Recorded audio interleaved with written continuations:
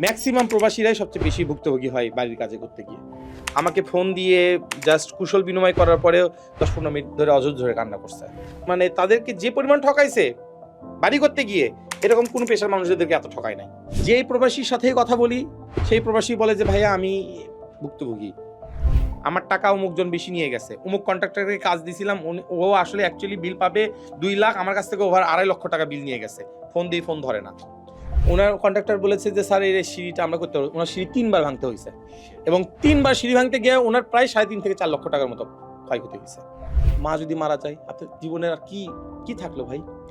আপনি কষ্ট করে বিদেশ গেলেন, কষ্ট করে আপনি ইউরোপে গেলেন, সেই কষ্ট করে টাকায় উপার্জন করে বাড়ি করলেন, সেই বাড়িতে যদি আপনার মাকে, আপনার বাবাকে যদি না এক রাতের জন্য যদি ঘুমাতে না দেখতে পারেন, এক রাতের জন্য সেই বাড়িতে যদি আপনার বাবা মা না থাকতে পারে, তো আপনার এপিপ্লেক্সের ডুপ্লেক্সের দাম কি হইল রে ভাই? প্রবাসী ভাইদের জন্য আমাদের অফিসে সব সময়ই আমরা সর্বোচ্চ প্রায়োরিটি রাখি প্রবাসী ভাইদের জন্য। এটার কারণটা হচ্ছে দুইটা।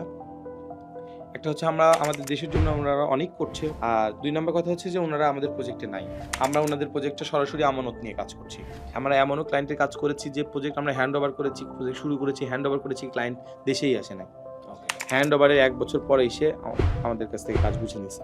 ল্যান্ড থেকে শুরু করে বিল্ডিং মেক করা এবং বাড়ির ফার্নিচার পর্যন্ত ইন্টেরিয়র স্কোয়াড থেকে আপনি পারচেজ করতে পারবেন। A to Z selection. A to Z।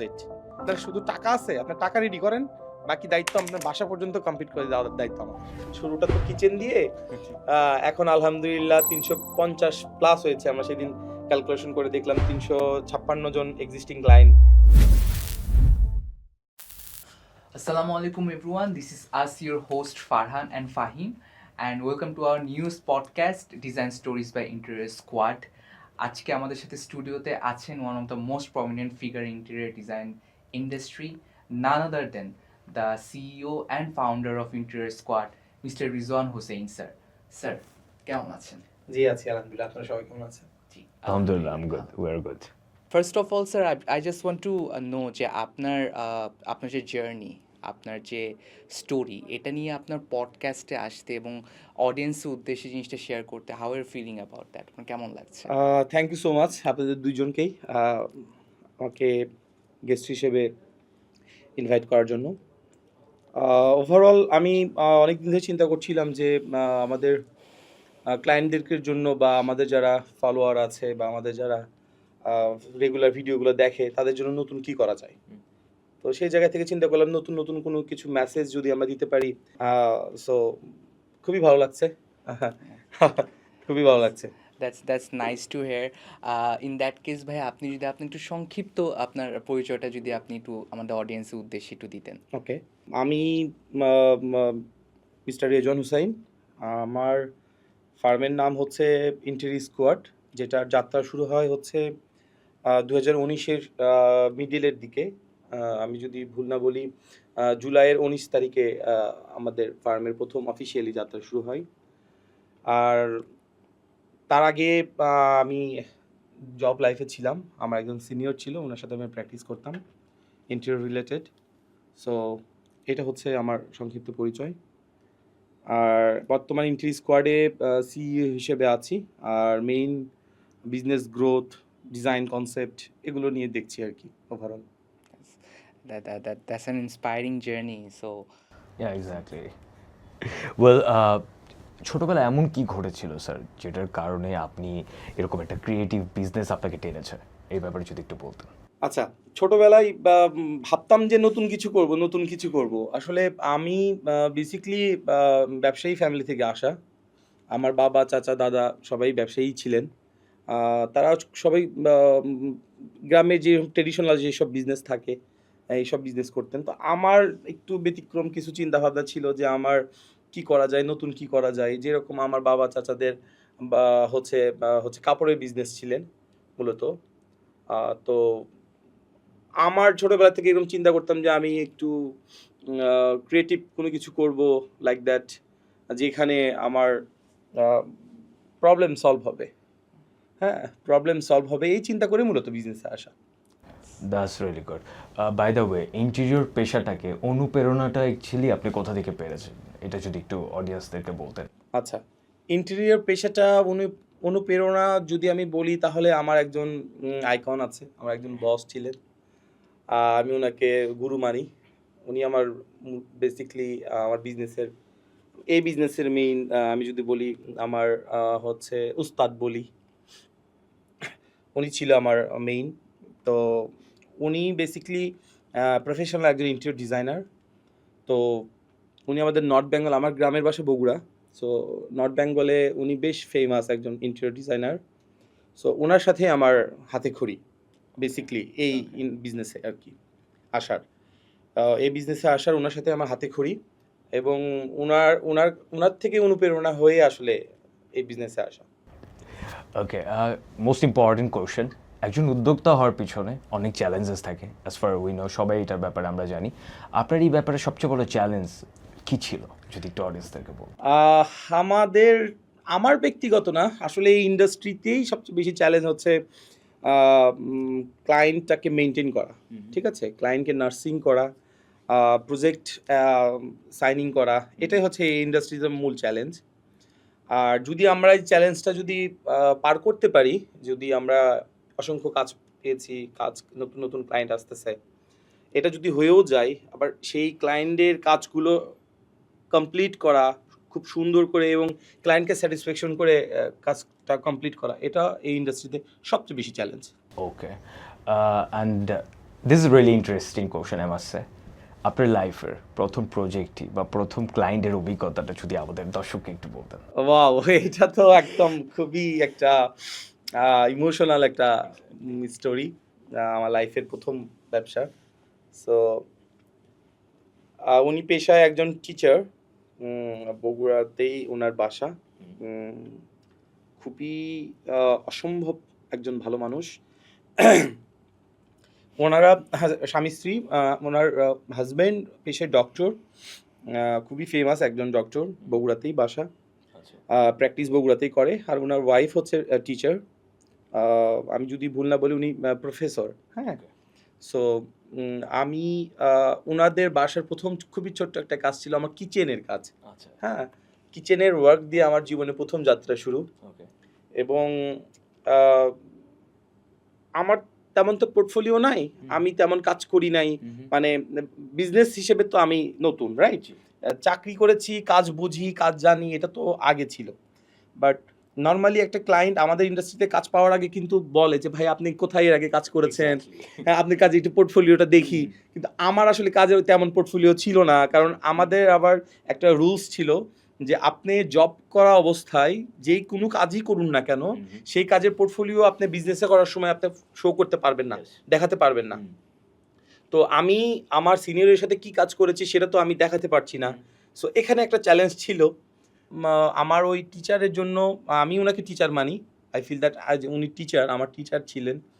উনি আমার লাইফের নৈতিকতার কিছু শিক্ষা উনি দিয়েছে। হ্যাঁ, বাট উনি যে আমার ক্লায়েন্ট এটা আমি কখনোই ভাবতাম না। এখন ওনার সাথে আমার মাঝে মধ্যে হাই হ্যালো হয়। হ্যাঁ, সো উনি আমাকে অনেক নৈতিকতা শিক্ষা দিয়েছে। ওনার থেকে একটা অনুপ্রেরণা আমি আজকে এইখানে একটা কথা বলি। জীবনে সেই মানুষই সবচেয়ে বেশি কষ্টে থাকে যে মানুষ সবচেয়ে মানুষের কাছ থেকে বেশি আশা করে। সো এই কথাটা আমি তখন মানে খুব ইয়াং একটা ছেলে, ঠিক আছে, তখন আমার কাছে এই জিনিসটা খুবই মানে আমি কি যেন একটা মন খারাপ ছিল। ওনার সাথে উনি আমার ফেস টু ফেস আমার সাথে বসা ছিল, তো আমাকে উনি বলতেছে, উনি আমাকে রেজন সাহেব করে বলতো। তো আমি যদিও এটাকে খুব একটা ভালোভাবে ইয়ে করতাম না, লজ্জা পাইতাম, ম্যাম আপনি একটু আমাকে নাম ধরে ডাকেন, সাহেব টাইপ বলতে হবে না। তো উনি আমাকে রেজন সাহেব করে বলতো। তো আমাকে বলছে, রেজন সাহেব আপনি কি হয়েছে, কোনো কিছু নিয়ে কি আপনি কি একটু বিরক্ত বা কোনো বিষয় নিয়ে কিছু চিন্তিত? ওনার বাসায় আমি একটা পেমেন্টের বিষয় গিয়েছিলাম আর কি, যাই হোক। তাই আমি বললাম যে না ম্যাম আসলে কিছু না, আমি একটা হিস্টোরি, খুব শর্ট একটা হিস্টোরি বললাম। তখন উনি বলতেছে যে জীবনে সেই মানুষই সবচেয়ে কষ্টে থাকে পৃথিবীতে যে মানুষ মানুষের থেকে সবচেয়ে বেশি আশা করে। মানুষের থেকে আশা করা বাদ দেন, আপনি জীবনে অনেক সুখী হবেন। সো কথাটা আমি আমার বর্তমান জীবনে আমি এই চর্চাটা এখনও করছি। আমি নর্মালি মানুষের কাছ থেকে আশা করি না। আমার ফ্যামিলি মেম্বার, আমার মানে কলিগ, আমার ফ্রেন্ডস অ্যান্ড ফ্যামিলি থেকে শুরু করে কোনো জায়গাতেও আমি খুব বেশি আশা করি না। যেটাটুকু আমার প্রাপ্য আমার, যে আমি টাকা দিচ্ছি, এখন মুদিখানার দোকানে গিয়ে আমি 10 কেজি চাল কিনছি, আমি টাকা দিচ্ছি, বিনিময়ে চাল পাচ্ছি, রাইট? এখানে তো আশা করার তো কিছু নাই, রাইট? এখানে তো আশা করছি এরকম কিছু না, বাট আমি নর্মালি আশা করি না ম্যামের কথার পর থেকে আর কি।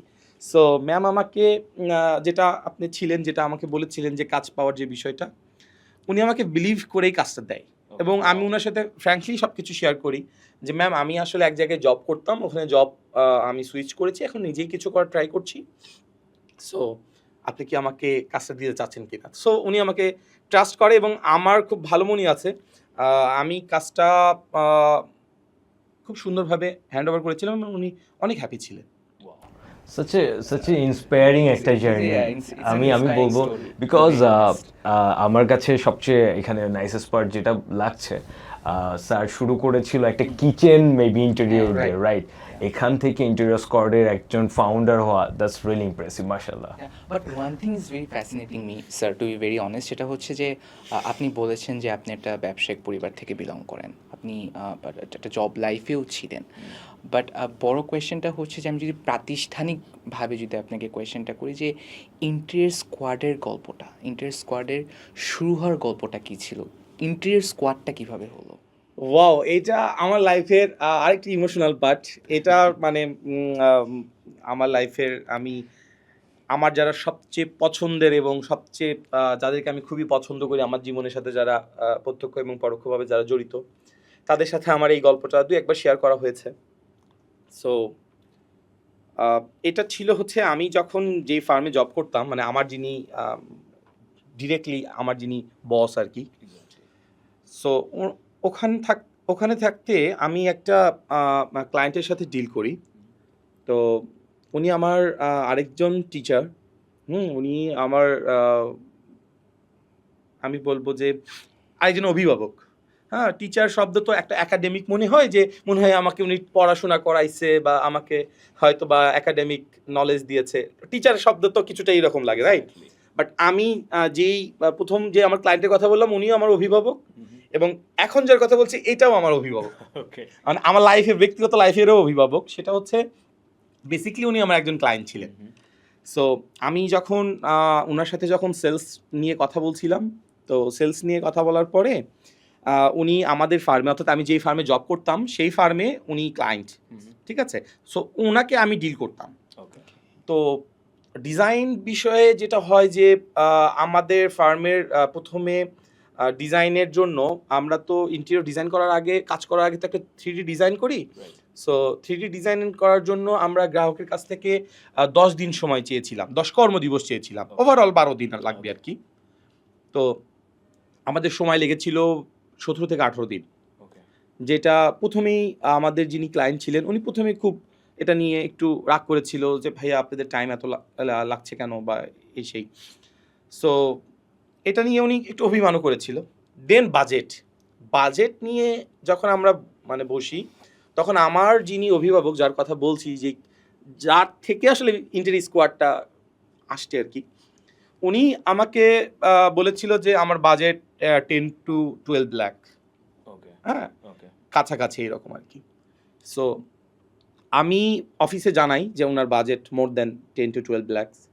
সো বাট ডিজাইন করার পরে ওনাকে আমরা একটা 17 কি 18 লক্ষ টাকার একটা বাজেট আমরা তার হাতে ধরিয়ে দিই। এইটাতে উনি আরো রাগান্বিত হয়ে যায়। এক, আপনারা দেরি করছেন, আপনারা ডিজাইন করতে দেরি করছেন। 2 হচ্ছে আমি বলেছিলাম যে আমার বাজেট হচ্ছে 10 থেকে 12 লক্ষ টাকা, আপনি আমাকে এই 17-18 লক্ষ টাকার বাজেট কেন ধরাই দিলেন? তারপরে এখানে তো কিছু হিডেন চার্জ আছে, ঠিক আছে? সো উনি আমাদের মানে আমি যেই ফার্মে জব করতাম সেই ফার্মের উপরে উনি খুবই রাগান্বিত হয়। রাগান্বিত হওয়ার পরে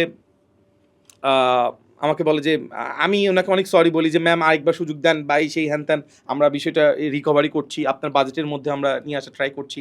বাট উনি কোনোভাবেই রাজি হচ্ছে না। উনি বলতেছেন না ভাই আপনার যথেষ্ট করেছেন, রেজন সাহেব আমি আপনাকে পছন্দ করি, আমি আপনার কথাতে আপনার ফার্মে গিয়েছিলাম, আমি আপনাদের ফার্মের সাথে কন্টিনিউ করব না।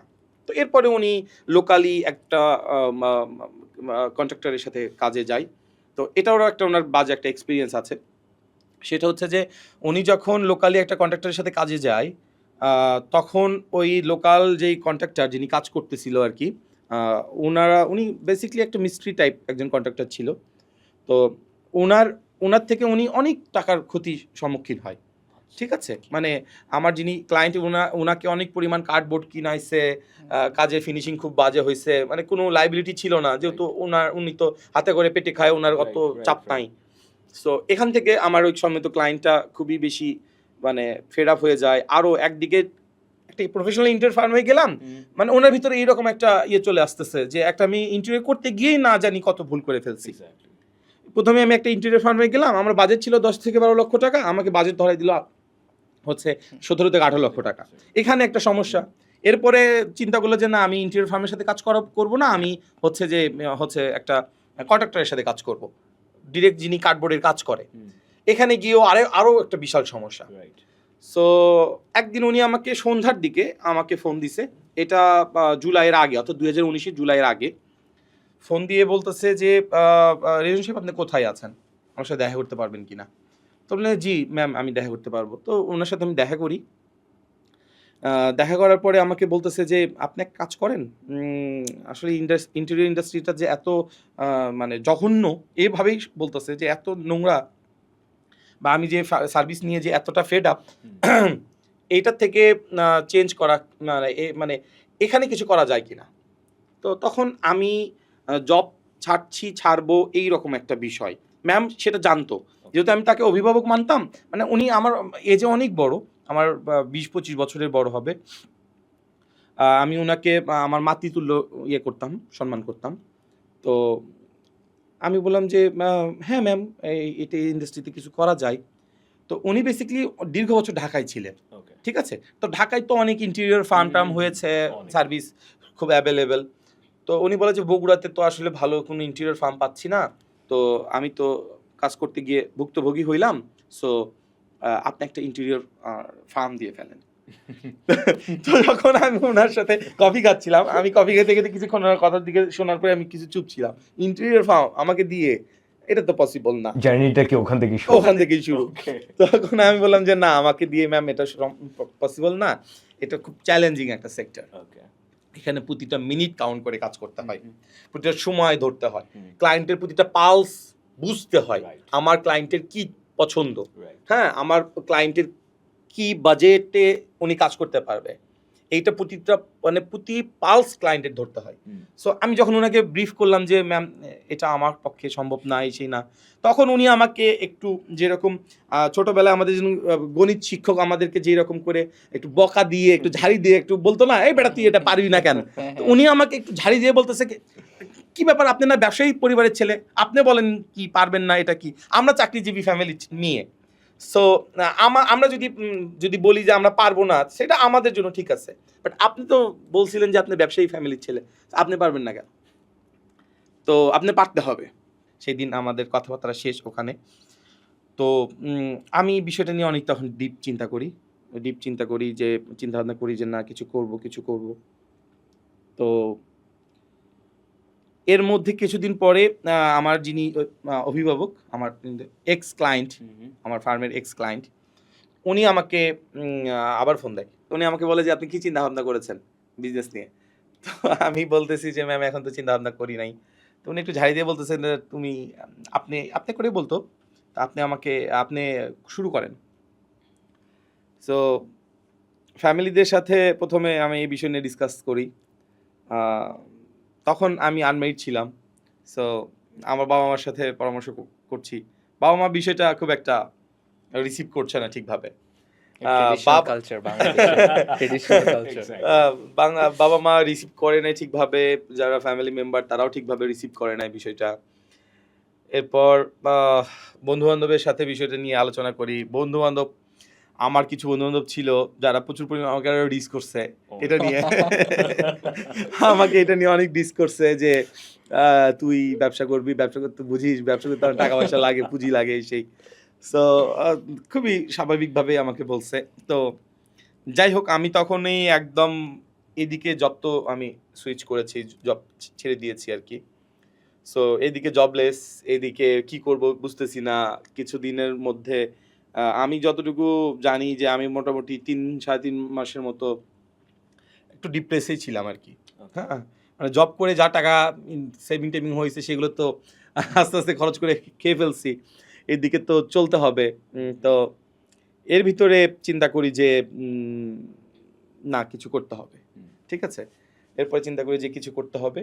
তো সেই জায়গা থেকে একদিন হুট করে সিদ্ধান্ত নিলাম যে বিজনেস করব। এখন বিজনেস করব, কোথায় অফিস নিব, কি আইটেমগুলো কি কি থাকবে, সার্ভিসগুলো কি কি থাকবে। কারণ আমরা একটা জিনিস ভুল করি কেন, আমাদের পেশাতে অনেকগুলো সার্ভিস আছে, ঠিক আছে। আর্কিটেকচারাল একটা সার্ভিস আছে, ইন্টেরিয়র ডিজাইন আছে, ল্যান্ডস্কেপিং আছে, এক্সটেরিয়র ডিজাইন আছে। তো বেশ কয়েকটা সার্ভিস নিয়ে একটা প্ল্যাটফর্ম। সো এইগুলো কিভাবে অর্গানাইজ করব, আর্কিটেক্টকে হায়ার করব কিভাবে, আমার তো এখন ওই লেভেলের ফান্ড নাই বা পুঁজি নাই। আমি একজন আর্কিটেক্টকে হায়ার করলে তো তাকে একটা প্রতি মাসে স্যালারি দিতে হবে। সো ওভারঅল বিষয়টি নিয়ে আমার ফ্যামিলি সবচেয়ে বেশি আমাকে আমার মা বলছে যে জব টপ আবার করো, বিজনেস করার দরকার নাই।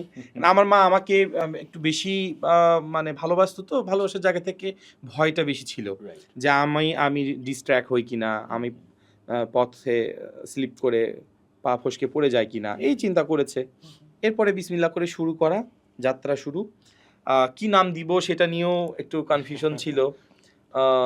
তখন আমি আমার ম্যামকে বলি যে ম্যাম কি নাম দিব। ওকে। তো তখন ম্যাম বলতেছে যে আপনি এক কাজ করেন, আপনি 3টা নাম সিলেক্ট করে আমাকে দেন, ঠিক আছে। তো 3টা নাম সিলেক্ট করে আমাকে দেন, আমি আপনাকে একটা সাজেস্ট করব। যেহেতু আপনি আমাকে ওনার করছেন যে আপনি বিজনেস শুরু করবেন, কি নামটা হবে সেই নামটা যেহেতু আমার কাছ থেকে শুনতে চাচ্ছেন, তো আপনি আমাকে 3টা নাম সিলেক্ট করে দেন, আমি একটা আপনাকে চুজ করে দিব। তো আমি 3টা নাম ওনাকে সিলেক্ট করে দিই যে ম্যাম এই 3টা নাম আমার পছন্দ। উনি ওখান থেকে আমাকে বলে যে আপনি ইন্টেরিয়র স্কোয়াড দিতে পারেন। তো স্কোয়াড মানে কি জানেন তো, আমাকে বলছে। তো আপনি কি উদ্দেশ্য করে ইন্টেরিয়র স্কোয়াড দিচ্ছেন, আমাকে ম্যাম প্রশ্ন করছে। আমি এরকম বলছি যে স্কোয়াড মানে হচ্ছে যে ম্যাম সৈন্য দল, একটা টিম। সো আমরা খুবই প্রফেশনালি কাজ করব এবং রাইট টাইমের প্রজেক্ট হ্যান্ড ওভার দিব বা ডেলিভারি দিব। কারণ আমার আগে যে অফিসে আমি জব করেছি সেখানে প্রজেক্ট ডেলিভারিটা নিয়ে একটা বিশাল আমি একটা সমস্যা দেখেছি। আমি আগের অফিসে না, ম্যাক্সিমাম ইন্টেরিয়র ফার্মে সেম প্রবলেম। তো সেই জায়গা থেকে আমি আসলে ইন্টেরিয়র স্কোয়াড দিতে যাচ্ছি। আমি যখন ওনাকে বিশ্লেষণ করি, উনি বলতেছে যে যদি উদ্দেশ্য আপনার এটা থাকে যে আপনি ইন্টেরিয়র স্কোয়াড মানে হচ্ছে সঠিক সময়ে কাজ ডেলিভারি করবেন, ইন্টেরিয়র স্কোয়াড মানে একটা টিম ওয়ার্ক করবেন, তাহলে আমি বলবো আপনি ইন্টেরিয়র স্কোয়াডেই আগাই যান। So but connecting to that fact, আপনি যে বলছেন টিম ওয়ার্ক দিয়ে কাজ করা, প্রথম দিকে টিম বিল্ডিং বলেন বা ক্লায়েন্ট হান্টিং বলেন বা নিজেদের স্ট্যান্ডার্ডটাকে ধরে রাখা, এই যে প্রথম দিকে যে চ্যালেঞ্জটা, এটাকে আপনি কিভাবে ম্যানেজ দিয়েছেন? এইটা আমার লাইফের আমি যদি বলি যে মানে আমি অসুস্থ হয়ে গেছি শুধু আমার জীবনে প্রথম দিকের এই জার্নিটাতে টেনশনে বলতে পারেন। আমি ফিল করি যে আমার মনে হায়াত কমে গেছে। আমার প্রথম দিকে ব্যবসা শুরুর দিকে যে পরিমাণে আমার হ্যাসেলটা গেছে, হ্যাসেলটা বলতে ফান্ড হ্যাসেল ছিল না, হ্যাসেলটা মিন হচ্ছে অর্থ হ্যাসেল ছিল না, হ্যাসেলটা মিন হচ্ছে আপনার মানে দায়িত্ব নেওয়া, এরপরে লোক হান্ট করা, আমি কাকে কোন প্রজেক্টে অ্যাসাইন করব, কোন আর্কিটেক্ট বা কোন ইন্টেরিয়র ডিজাইনার আমার এই প্রজেক্টটা সুন্দরভাবে নামাইতে পারবে, কমপ্লিট করতে পারবে, এইটা নিয়ে যে প্যারাটা খাইছি। এর মধ্যে আমাদের একটা বাজে প্র্যাকটিস আছে বাংলাদেশে, ওয়ার্ল্ড ওয়াইডই প্র্যাকটিস আছে, বাট বাংলাদেশে এই প্র্যাকটিসটা বেশি। সেটা হচ্ছে যে আমরা যারা ক্রিয়েটিভ পার্সনের সাথে কাজ করি বা ক্রিয়েটিভ ফার্ম চালাই, এই ক্রিয়েটিভ পাবলিকদেরকে ম্যানেজ করা সবচেয়ে বেশি চ্যালেঞ্জের। টাইম টেবিলের কোনো সময় সীমা নাই, ঠিক আছে। এখন ধরেন আমি একজন ডিজাইনারকে হায়ার করেছি, এখন আমার ডিজাইনার আমাকে বলেছে যে এই প্রজেক্টটা ডিজাইন করতে 10 দিন সময় লাগবে। আমি আমার ডিজাইনারকে বলছি ভাইয়া তুমি 10 দিন না 12 দিন সময় নাও, তুমি 12 দিন সময় নাও, বাট রাইট টাইমে ডেলিভারি দাও। 12, 14, 18, 20 প্রজেক্টের ওঠার নাম নাই। এদিকে ক্লায়েন্ট তো আমার এসে ফোন দিচ্ছে, আমার প্যারা দিচ্ছে, কই ভাই কি করলেন, আমি দেশের বাইরে চলে যাব, আমি বিদেশে চলে যাব, আপনার সাথে আমার প্রজেক্টটা কনফার্ম হয়ে গেলে আমি দ্রুত আপনাকে প্রজেক্টটা দিয়ে দিতে পারি। সো এখানে আমাদের একটা প্রবলেম আছে। তো এই প্রবলেমটাকে খুব সিলিভাবে দেখারও বিষয় না, আবার খুবই টাইট শিডিউলও করা যায় না, কারণ ক্রিয়েটিভ পাবলিকদের একটু সময় লাগে যে কোনো কাজ করতে, বাট সেই সময়টা যেন আমরা এভাবে চিন্তা না করি যে আরেকজনকে কষ্ট দিয়ে বা আরেকজনের সময়কে নষ্ট করে আমরা আমাদের ক্রিয়েটিভিটাকে সামনে নিয়ে আসবো, এটাও যেন না হয়। ওভারঅল একটা ব্যালেন্স করাটাই উচিত অ্যাজ এ সিইও হিসেবে আমি বলবো। যেহেতু আমার এই শর্ট জীবনে আর শর্ট ব্যবসায়ী লাইফে আমার জুনিয়র সিনিয়র অনেক ধরনের আর্কিটেক্টদের সাথে কাজ করার সৌভাগ্য হয়েছে আমি বলবো। সো সেখান থেকে আমি এরকমও ইন্টেরিয়র ডিজাইনার বা এইরকমও আর্কিটেক্ট পেয়েছি যার টাইম টু টাইম মানে কথা মানে এরকম হয়েছে যে কোনো ক্লায়েন্টকে যদি বলে যে আগামীকাল রাত 9টায় আপনাকে ডিজাইন দিব, সেই দিন আগামীকাল রাত 8টায় ডিজাইন দিয়ে ফেলছে। এইরকমও আমি আর্কিটেক্টদের সাথে কাজ করার আমার সৌভাগ্য হয়েছে। এইটাতে কি মানে কোয়ালিটি কখনো ল্যাক হতো না? ল্যাক হতো না না, যে আর্কিটেক্ট টাইম নিয়ে ক্লায়েন্টকে সময় দিয়েছে সেই আর্কিটেক্ট জানে যে এই প্রজেক্টটা করতে কতক্ষণ সময় লাগবে, উনি এই সময়টুকু জেনেই আসলে মূলত টাইমটা দিয়েছে, ঠিক আছে। সো ওই আর্কিটেক্ট কিন্তু জানে যে আমার এই সময়ের মধ্যে আমি এই কোয়ালিটিটা নিয়ে আসতে পারবো কিনা, ঠিক আছে। সো আমার মানে ভালো খারাপ ওভারঅল সব কিছুরই এক্সপিরিয়েন্স আছে, আমার না ইন্ডাস্ট্রিতে যারা কাজ করে সবারই আছে। আমি আরও বলবো নতুন 7 বছর 8 বছর এটা নতুনই বলা চলে। সো এই আর কি। বাট আমি একটা জিনিস মানে খুবই জানার ইচ্ছা যে from then to now interior স্কোয়াডের সাইজ মানে কত বড় হয়েছে এমপ্লয়ি দিক থেকে, বা তাদের এখন অবস্থানটা কি যদি আমাদের বলতেন। আচ্ছা, ইন্টেরিয়র স্কোয়াড শুরু করেছিল একজন মিলে, এখন ইন্টেরিয়র স্কোয়াডে 25 জন ইনহাউস মেম্বার আমরা। সো আমাদের 7 থেকে 8 জন আমরা ইনহাউস ইন্টেরিয়র ডিজাইনার এবং আর্কিটেক্ট ইনহাউস কাজ করছে, এবং ক্যাড অপারেটর যারা ক্যাড করে 2D ডিজাইন করে 3 থেকে 4 জন। এবং আলহামদুলিল্লাহ আপনি শুনে খুশি হবেন যে প্রতি 3 মাস বা 6 মাস পর পর আমরা আমাদের এখানে ইন্টার্ন করার সুযোগ রেখেছি। হ্যাঁ, এখানে 2-1 ছেলে মেয়ে প্রতি 2 মাস 3 মাস 6 মাস পর পর ইন্টার্ন করার সুযোগ রাখছে। যেসব ছেলে মেয়ে ভালো করছে বা ভালো করার এই মাসে লক্ষ্য আছে, তাদেরকে আমরা এখানে আবার জবের একটা অপরচুনিটি দিয়ে দিচ্ছি। So overall site engineer, project manager, accounts, HR, administration, office সহকারী, ওভারঅল আমরা এখন ইন হাউসে 25 জন মিলে কাজ করছি। সো যদি বলেন যে আগে এবং পরে বিফোর আফটার, তাহলে আমি বলবো ছোট্ট হচ্ছে লাইফে বা ছোট্ট ব্যবসায়ী জীবনে তখন থেকে এখনের পরিবর্তনটা এই আর কি। আর প্রজেক্টের যদি কথা বলেন, শুরুটা তো কিচেন দিয়ে, এখন আলহামদুলিল্লাহ 350 প্লাস হয়েছে। আমরা সেদিন ক্যালকুলেশন করে দেখলাম 356 জন এক্সিস্টিং ক্লায়েন্ট আমরা এখন হোল্ড করছি।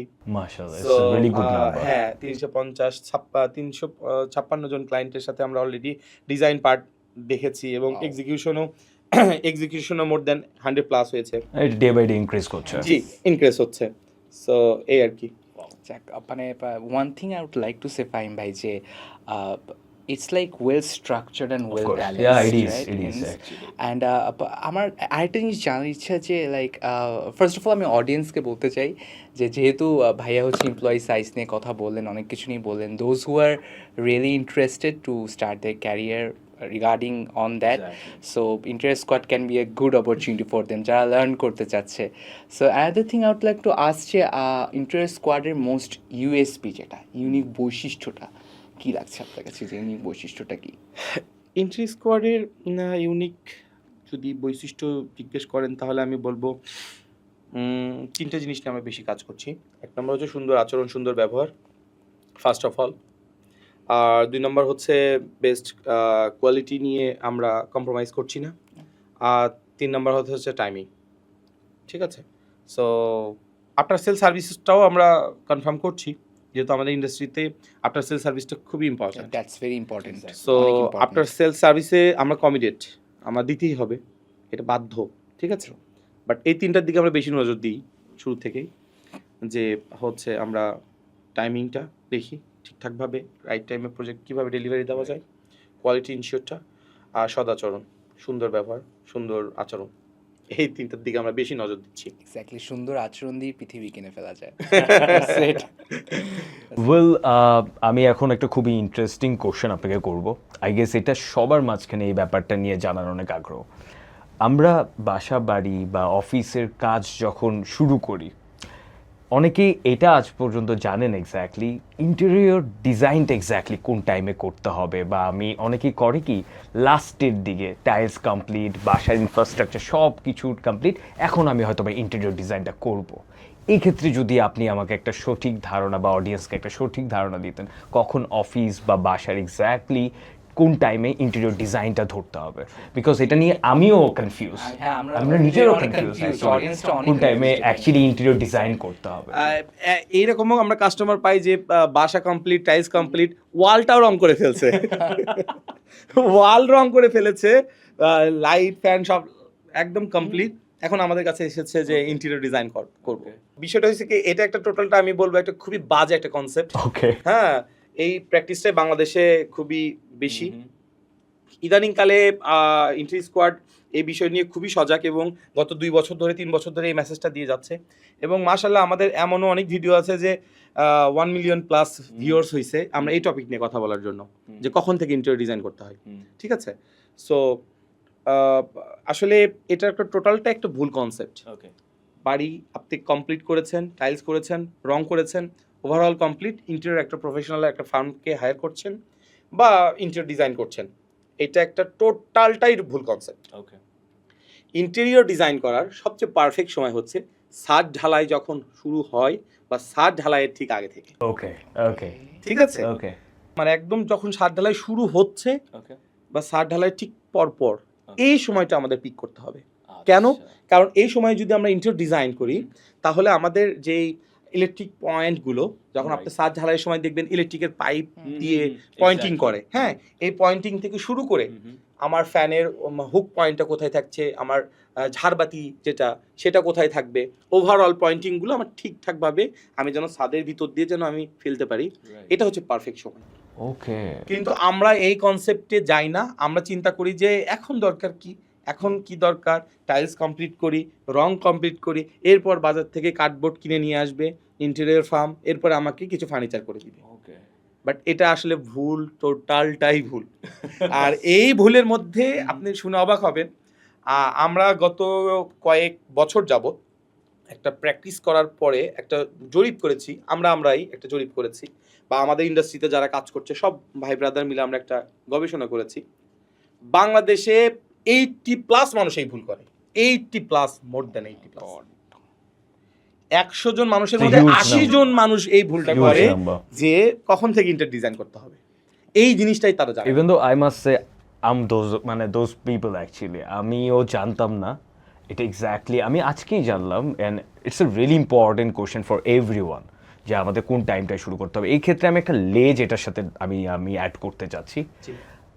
যদি সাপোজ আমি আমার বাসার 90% বা অলমোস্ট কাজ শেষ করে ইন্টেরিয়র ডিজাইনটা করি, বা আপনি যেটা বললেন আমাদের যদি উপরে যে মানে আপনার যে বেসটা ক্রিয়েটের পরে ইন্টেরিয়র ডিজাইনকে এখানে ইনক্লুড করা উচিত, এটাতে যেটা হয় আপনি বাকি যে ব্যাপারগুলো ওটার সাথে আপনারা সুন্দর করে অ্যালাইন করে কাজ করতে পারবেন। এখানে ক্ষেত্রে কি প্রাইজিংয়ের কোনো একটা মানে আপনার কাট হতে পারে যদি আমি আর্লি স্টেজে আপনাদের সাথে এই ব্যাপারটা নিয়ে আগে থেকেই কাজ করা হয়? খুব সুন্দর একটা কথা বলেছেন। আমরা যদি আর্লি স্টেজে যদি কাজ করি, যেরকম ছাদ ঢালাই থেকে বা ইটের গাঁথুনি যখন শুরু হচ্ছে, ছাদ ঢালাই হয়ে গেছে, ইটের গাঁথুনি থেকে আমরা যদি কাজটি স্টার্ট করি, আমরা এরকমও জরিপে পেয়েছি যে প্রতি প্রজেক্টের আমাদের 8 থেকে 10% অ্যামাউন্ট আমাদের সেভ হয় শুধু এই একটা ছোট কারণে। আপনি চিন্তা করেন, আপনার বাসায় যদি আপনি 20 লক্ষ টাকার কাজ করেন, 10% টাকা মানে 2 লক্ষ টাকা, 2 লক্ষ টাকা আপনার সেভ হচ্ছে।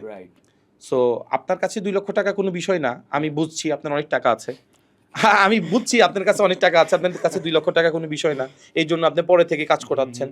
বাট টাকার অপচয়টা কিন্তু আপনার জন্য জীবন থেকে কিন্তু 2 লক্ষ টাকা চলে যাচ্ছে শুধু একটা ভুল সিদ্ধান্তর জন্য। ঠিক আছে?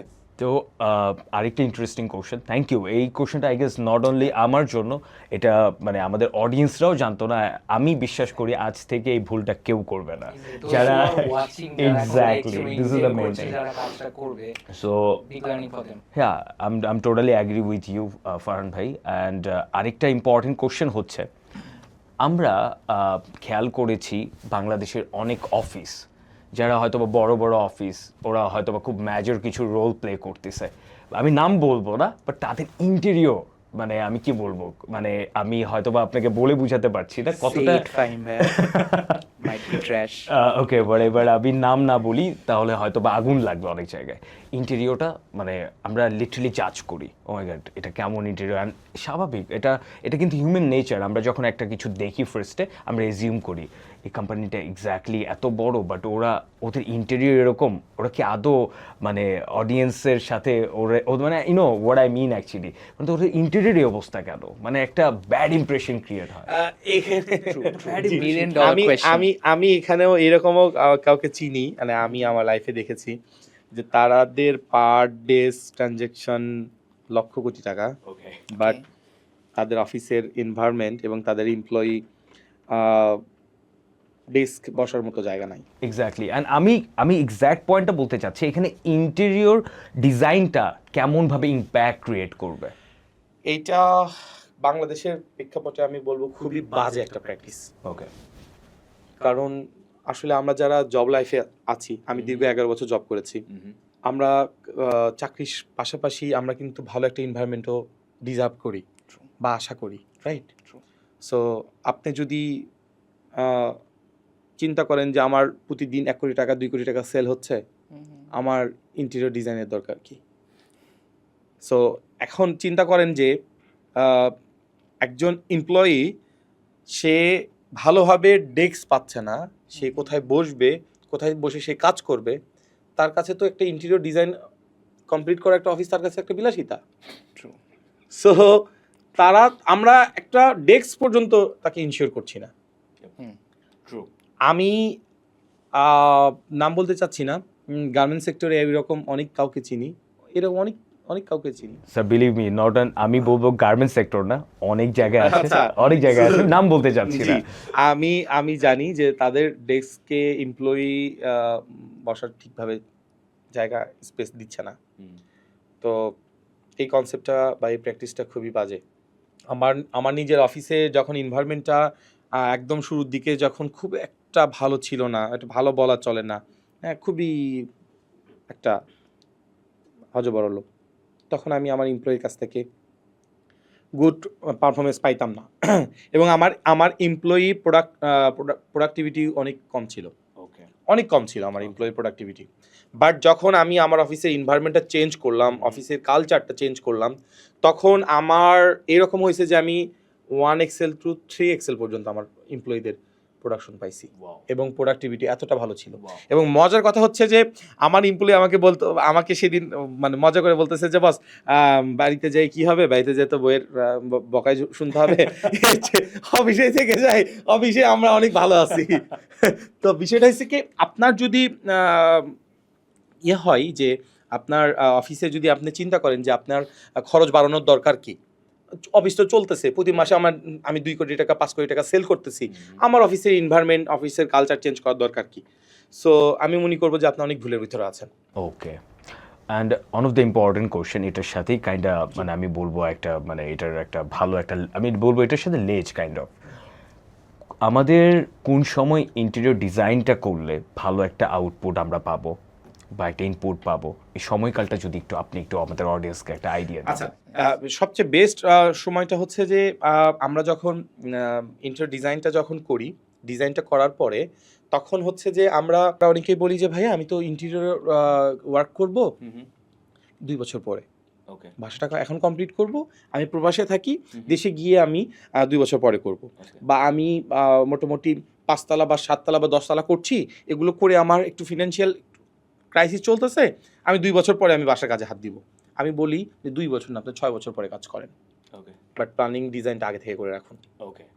মানে আর্লি স্টেজে আমার Yes. ওকে প্ল্যানটা আপনি যদি প্ল্যানিং এবং ডিজাইনটা যদি আপনি আগে থেকে করে রাখেন, একটা জিনিস চিন্তা করবেন যে সব কাজেরই পরিকল্পনা যদি আপনার সঠিক থাকে এবং পরিকল্পনাটা যদি পরিপূর্ণ ঠিক থাকে, Right. আপনি সেই কাজটা কিন্তু করতে সহজ হয়, ইয়েস ট্রু রাইট? সো এখন দেখেন, এরকম আমরা অনেকেই পেয়েছি যে ধরেন ইন্টেরিয়র করবে, সে জানে না তার বাজেট কত হবে। এখন আমি যদি আগে থেকে যদি প্ল্যানিংটা করে রাখি, আমি যদি আগে থেকে যদি furniture layout, electric plan, plumbing plan, 2D design, 3D design, এগুলো যদি আমি করে রাখি, এরপরে আমি 2 বছর পরে আমার যখন হাতের অবস্থা ভালো হবে, আমার যখন অর্থ অবস্থা ভালো থাকবে, তখন আমি না হয় ইন্টেরিয়রের কাজটা করলাম, বাট আগে থেকে আমি প্ল্যানিং ডিজাইনটা করে রাখলাম। কারণ 3D ডিজাইন ছাড়া কিন্তু অ্যাকচুয়ালি বাজেট করা যায় না। এখানে আমি একটু অ্যাড করে দিই, আমরা অনেকেই বলি যে ভাইয়া আমার হচ্ছে বাসা 1500 square feet, 3000 square feet, 1200 square feet, আমার বাড়িতে ইন্টেরিয়র করতে কত টাকা খরচ হবে? এটা হচ্ছে আমাদের একটা কমন প্রশ্ন, ঠিক আছে? যদি আপনি অ্যাকচুয়ালি যদি বাজেট জানতে চান, তাহলে আপনার 3D ডিজাইন করতে হবে। ওকে 3D ডিজাইন ছাড়া আপনার বাজেট ইম্পসিবল, ওকে অ্যাকচুয়ালি বাজেট ইম্পসিবল। করা যায় টেন্টেটিভ একটা বাজেট, ঠিক আছে? যে ধরুন আপনার বাসায় আমরা 2D দেখে আমরা হয়তো একটা টেন্টেটিভ বাজেট করলাম যে আপনার বাসা 10 লাখ টাকা খরচ হবে বা 15 লক্ষ টাকা খরচ হবে, কথার কথা, বাট এটা টেন্টেটিভ। ওকে যখন 3D ডিজাইন করবেন তখন আপনার অ্যাকচুয়ালি বাজেটটা আসবে। সো আপনি যদি এরকম হয় যে ধরেন এখন আপনি প্ল্যানিং করে 3D করে 2D করে সব ডিজাইন করে একটা ফার্মের কাছ থেকে আপনি বাজেট নিয়ে রেখে দিলেন, এরপরে আপনি আস্তে আস্তে প্রস্তুত নিয়ে 2 বছর পর, 1 বছর পর, 6 মাস পর কাজ করবেন, সেটা কি বেটার না? Obviously better. অ্যান্ড মজার ব্যাপার হচ্ছে আমি আমার আরেকটা কোশ্চেন অ্যান্সার পেয়ে গিয়েছি। আমি হয়তো নেক্সট কোশ্চেনটা এটাই করতাম যে অনেকে বাজেট নিয়ে দ্বিধায় থাকে যে এক্স্যাক্টলি আমি মানে ইন্টেরিয়র ডিজাইন করবো, এটা কি বিলাসিতা যে আমি এত টাকা দিয়ে করব, এটা কি আমার জন্য মানে কতটা অর্থিত হবে? সো এই ক্ষেত্রে পরামর্শটা আমি চেতাম। আই গেস আপনি এইটার সাথে যেভাবে অ্যান্সারটা দিয়েছেন আমাদের দর্শক অলরেডি বুঝে গিয়েছে এখানে বাজেটের ব্যাপারটা না, it's all about the planning. Right. আচ্ছা, খুবই সুন্দর একটা কথা বলেছেন বাজেট নিয়ে। বাংলাদেশে আসলে ইন্টেরিয়র প্র্যাকটিসটা শুরু হয়েছে 90 দশকে। 90 দশকের দিকে শুরু হয়। তখন রিনাউন্ড কিছু হাতে গোনা কিছু ট্যালেন্টেড কিছু আর্কিটেক্ট এবং ইন্টেরিয়র ডিজাইনার প্র্যাকটিসটা চালু করে। এরপরে 2000 চলে আসে। 2000-এর পর থেকে আস্তে আস্তে পরিচিতিটা মিলে। তো সেই সময় পর্যন্ত যদি আমরা বলি 90s, যেটা আমরা বলি 90s এবং 2000 সালের পর থেকে সমাজে যারা বিত্তশালী, যারা প্রভাবশালী, যারা খুবই শৌখিন, বা যাদের অর্থের কোনো হিসাব নাই, বিলাসিতাটাকে ওন করে, তারা বাসায় ইন্টেরিয়র ডিজাইন করতো। এক্স্যাক্টলি। ওকে বাট এখন ঢাকা সিটিতে যদি আমি বলি, ঢাকা সিটিতে আমাদের যেই নিউ ঢাকার বাহিরেও যেসব আমাদের আশেপাশে যেসব ঢাকা আছে, সেই সব ঢাকাতে 700-800 স্কোয়ার ফিটের ফ্ল্যাটেও এখন মানুষ ইন্টেরিয়র করতেছে। এক্স্যাক্টলি। মানে ইন্টেরিয়র ডিজাইনটা বিলাসিতার পর্যায়ে আর নাই, ঠিক আছে? ইন্টেরিয়র ডিজাইনটা আর বিলাসিতার পর্যায়ে আর নেই। এখন ইন্টেরিয়র ডিজাইনটা সবার প্রয়োজন হয়ে গেছে। সো ইন্টেরিয়র ডিজাইনের মার্কেটটা দিন দিন খুবই বেশি এবং খুবই বেশি বাড়তেছে।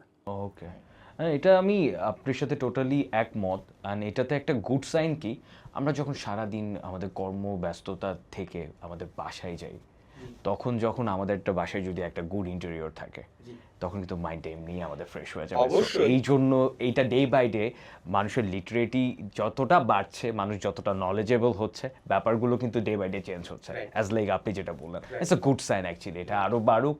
অ্যান্ড আলহামদুলিল্লাহ, এটা আমাদের জন্য one of the good thing যে আমাদের বাসায় গিয়ে we get a peace actually. Right, right, I totally agree একটা কথায় যে বাংলাদেশের ইন্টেরিয়র ডিজাইনিং ইন্ডাস্ট্রির রেভলিউশনটা from the first to now, এটা অনেক ম্যাসিভলি অনেক চেঞ্জ massive, হয়েছে। exactly. কানেক্টিং টু দ্যাট ভাইয়া, আমার একটা কোয়েশ্চেন আছে, যেটা হচ্ছে যে নাও আগেকার সময় আর এখনকার সময় ক্লায়েন্টদের যে টেস্ট, রুচি, তাদের কেয়ারফুলনেসটা, তাদের অবজারভেশনটা বা তাদের যে চাহিদাটা ফ্রম দেন টু নাও, এটা কেমন বদলেছে? শুরুর দিকে যদি আমি বলি 10-12-র পর থেকে, আমি এই পেশার সাথে 10-12-র পর থেকেই নোন আর কি। 10-12-র পর থেকেই নোন। সো আমি দেখেছি যে আগের থেকে বাংলাদেশেই আমরা যারা গ্রাহক পাচ্ছি, আমাদের যারা ক্লায়েন্ট, আগের থেকে বর্তমান টেস্টটা অনেক অনেক অনেক লেভেলের আপডেট হয়েছে এবং এখন আমরা যেসব মানে গ্রাহকের সাথে ডিল করছি ম্যাক্সিমাম ক্লায়েন্টের টেস্টই নেক্সট লেভেলের ম্যাক্সিমাম। সো তারা সবই নেক্সট লেভেলের চিন্তা করছে, টাইল সিলেকশন থেকে শুরু করে উইন্ডো কার্টিন অল ওভার সব কিছুই খুবই সুন্দর নেক্সট লেভেলের চিন্তা করছে।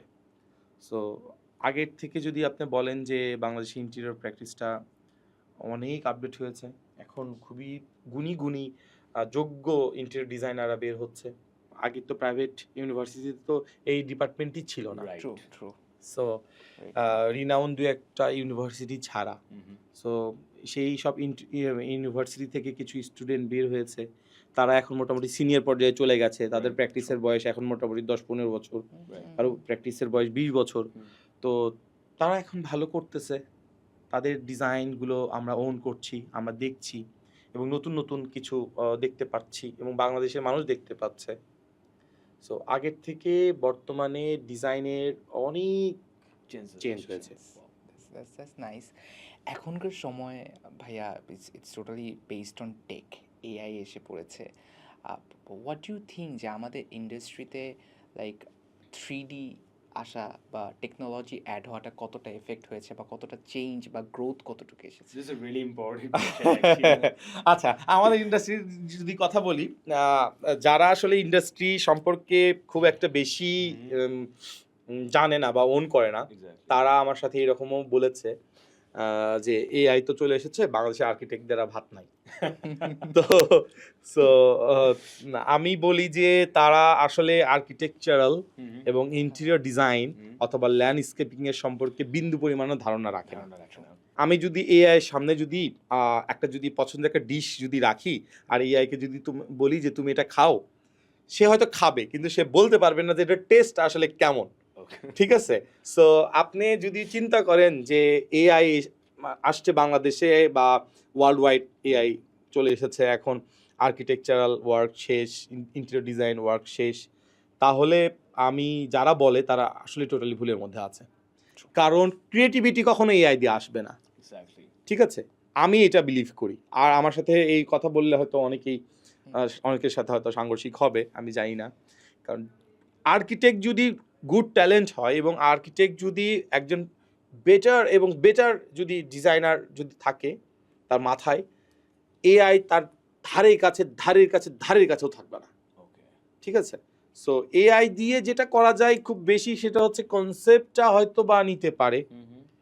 ঠিক আছে? যেরকম আমরা মিউজিকে যেরকম অটো টিউন ইউজ করি, গান কিন্তু আপনার গাইতেই হবে। অটো টিউন মানে মানুষ আমরা কি মনে করি, অটো টিউন দিয়ে মনে হয় গান গাওয়া যায়। এটা কিন্তু ভুল কনসেপ্ট। যারা মিউজিক ইন্ডাস্ট্রির সাথে জড়িত তারা এটা বলতে পারবে। গান কিন্তু আপনার গাইতেই হবে। গানের একটা লেভেল আছে, ওই লেভেলটার কাছে অনেক সময় ভয়েসটাকে আপ ডাউন করে। অটো টিউন সেই ভয়েস ওই লেভেলে সবসময় ধরে রাখে, কিন্তু গান আপনার কিন্তু গাইতে হবে, সুর কিন্তু আপনার তুলতেই হবে, সুর আপনি জানতেই হবে। সো আপনি যদি চিন্তা করেন যে আপনি এআই আসছে, আপনার আর্কিটেকচারাল পড়াশোনার দরকার নাই, ইন্টেরিয়র ডিজাইনার হওয়ার দরকার নাই, আমি আমার বাসার ম্যাপ বলবো, রুচি বলবো, এআই আমাকে ডিজাইন করে দিবে, তাহলে এটা একটা ভুল কনসেপ্ট। এবং এই ফ্রাস্ট্রেশনটা সবচেয়ে বেশি যারা ইয়াং, তাদের যারা আন্ডারগ্র্যাডে আছে বা যারা ইয়াং, তাদের এই ফ্রাস্ট্রেশনটা সবচেয়ে বেশি। বাট ভাইয়া আপনার অ্যাডভাইসটা কি থাকবে যারা ইয়াং ডিজাইনার্স, তাদের সবচেয়ে বড় শেখার জায়গাটা কোথায়? আমি বলবো যে বাংলাদেশে প্রফেশনাল ইন্টেরিয়র ডিজাইনার যতটুকু বের হওয়া প্রয়োজন বা বের হওয়ার কথা ছিল, এতটুকু প্রফেশনাল ইন্টেরিয়র ডিজাইনার বের হচ্ছে না। এইটার মূল হিস্টোরি হচ্ছে আমরা সিনিয়রের সাথে প্র্যাকটিস করি না।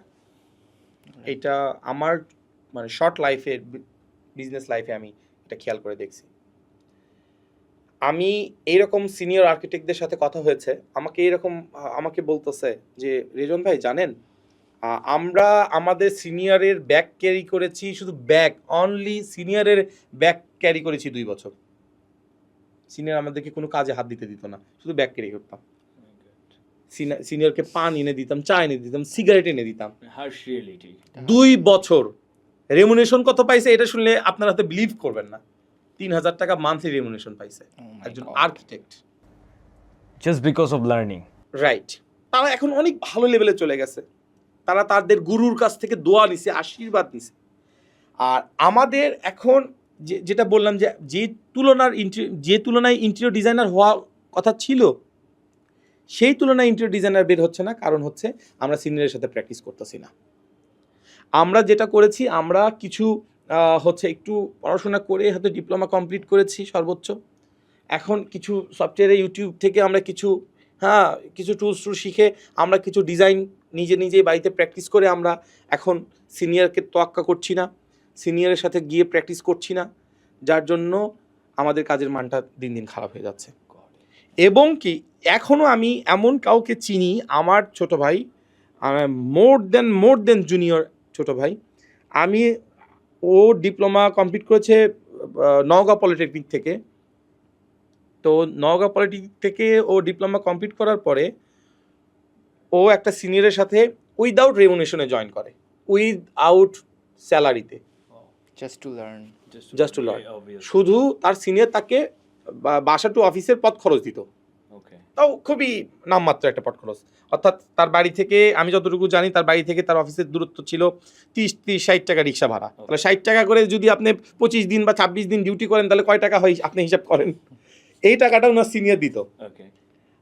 আর পক্ষান্তরে ওর যারা ব্যাচমেট, ওর যারা ফ্রেন্ড, তারা তখন মোটামুটি 10-12 হাজার টাকা, 15 হাজার টাকা, এটা বাংলাদেশের একটা স্ট্যান্ডার্ড। ডিপ্লোমা কমপ্লিট করার পরে যারা ক্যাড মাত্র 2D ডিজাইন করে, তাদের স্যালারি অ্যারাউন্ড 12-15 হাজার টাকা হয় আর কি, ফার্মে জয়েন করার সময় আর কি। তখন তার বন্ধুরা 12-15 হাজার টাকা, আমি আজ থেকে আরও ধরেন 5-7 বছর 8 বছর আগের কথা বলতেছি আর কি।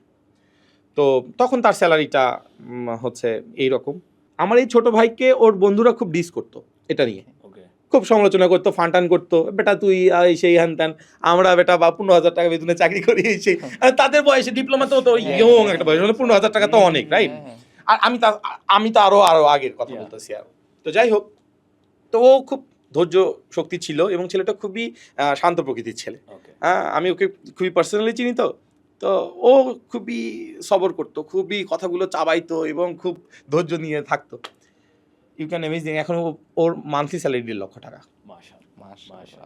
This is the learning point. আমি স্যালারিটা বলা ঠিক হচ্ছে না কিনা, আমি বলা হয়েছে কিনা জানি না, সরি। আমার পডকাস্টের ভিডিও হয়তো আমার ওই ছোট ভাই দেখবে, আমার ভিডিও দেখলেও বলতে পারবে যে আমি ওর কথাই বলতেছিলাম, অডিয়েন্স বুঝবে না। মানে ইটস আ বিগ প্রুফ যে আপনি যদি নিজের লার্নিং ইনভেস্ট করেন, আউটকাম একটা দিন অবভিয়াসলি ডেডিকেশন এবং ও যে 1.5 লক্ষ টাকা ইনকাম করতেছে এবং ও দেশি একটা ফার্মে মানে স্যালারি পাচ্ছে মোর দেন 70,000-80,000 হাজার টাকা। আমি লাস্ট অনেকদিন আগে শুনেছিলাম, আমি নাম বলবো না, বাংলাদেশে খুব ভালো ইন্টারভিউ প্র্যাকটিস করে ওই ফার্ম। এবং হচ্ছে ও বাইরের দেশে দুবাই ভিত্তিক একটা ফার্মে ও ফ্রিল্যান্সিং করতেছে, এবং ফ্রিল্যান্সিং করতেছে রিমোট জব, ঠিক আছে, মানে প্রজেক্ট ওয়াইজ না, পার্মানেন্ট ওকে রিমোটে রাখছে, ওখান থেকে ও ভালো রেমুনেশন ইনকাম করে। ও যে রেমুনেশন পায় ওভারঅল, আমি অনেকদিন আগে শুনেছিলাম 1.5 লক্ষ টাকা, এখন হয়তো বা আরও বেশি হবে। মজার কথা হচ্ছে যে ওর যারা বন্ধু, ওকে যারা ডিস করতো, তাদের স্যালারি এখন 22,000-23,000, 24,000 টাকা। এটা আমি যতটুকু খোঁজ খবর নিচ্ছি, বা ম্যাক্স হয়তো বা 25।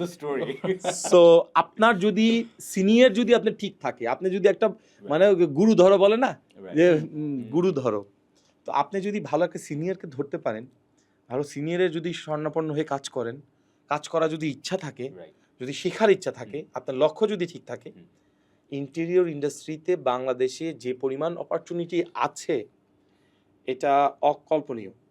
কিন্তু আপনার আগে কাজ শিখতে হবে, কাজ জানতে হবে। ফারহান যেটা আমাকে বলেছে, হ্যাঁ, সো আমি ইয়ংদের জন্য এই মেসেজটাই দিব যে তোমরা যদি ইন্টেরিয়র প্র্যাকটিসটা যদি করতে চাও, বা ইন্টেরিয়র ডিজাইনে যদি তোমাদের ফ্যাসিনেশন থাকে, তোমরা যত দ্রুত সম্ভব বেস্ট সিনিয়রদের সাথে সময় দাও। এখন 1 বছর 2 বছর 3 বছর হয়তো বা কষ্ট হবে, এই 3 বছরের ফলাফল তুমি আগামী নেক্সট টাইমে গিয়ে পাবা।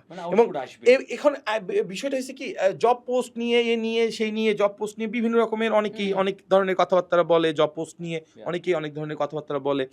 তো বলে যে আমি ডিপ্লোমা কমপ্লিট করেছি, আমি এই কমপ্লিট করেছি, সেই কমপ্লিট করেছি, ব্যাচেলার কমপ্লিট করেছি, আমাকে এত টাকা স্যালারি, আমাকে সিনিয়র এত কম দিবে কেন? আমি যদি বাংলাদেশে মানে সবচেয়ে লোয়েস্ট যদি আমি বলি যে কম রেমুনেশন নিয়ে কাজ শেখার সবচেয়ে লোয়েস্ট সার্ভিস হচ্ছে লয়ার সার্ভিস, আইনজীবী পেশা। ওকে বাংলাদেশে এখনো একটা আইনজীবী সিনিয়রের সাথে প্র্যাকটিস করে মাসে 2,000 টাকা পায়। আমি চিনি তাদেরকে এবং আমার ফ্রেন্ড সার্কেলের মধ্যে এরকম আছে, 2,000 টাকা পায়, শুধু 2,000 টাকা। তারা খায় কি জানেন? তারা দুপুরবেলা লাঞ্চ করে রুটি আর কলা।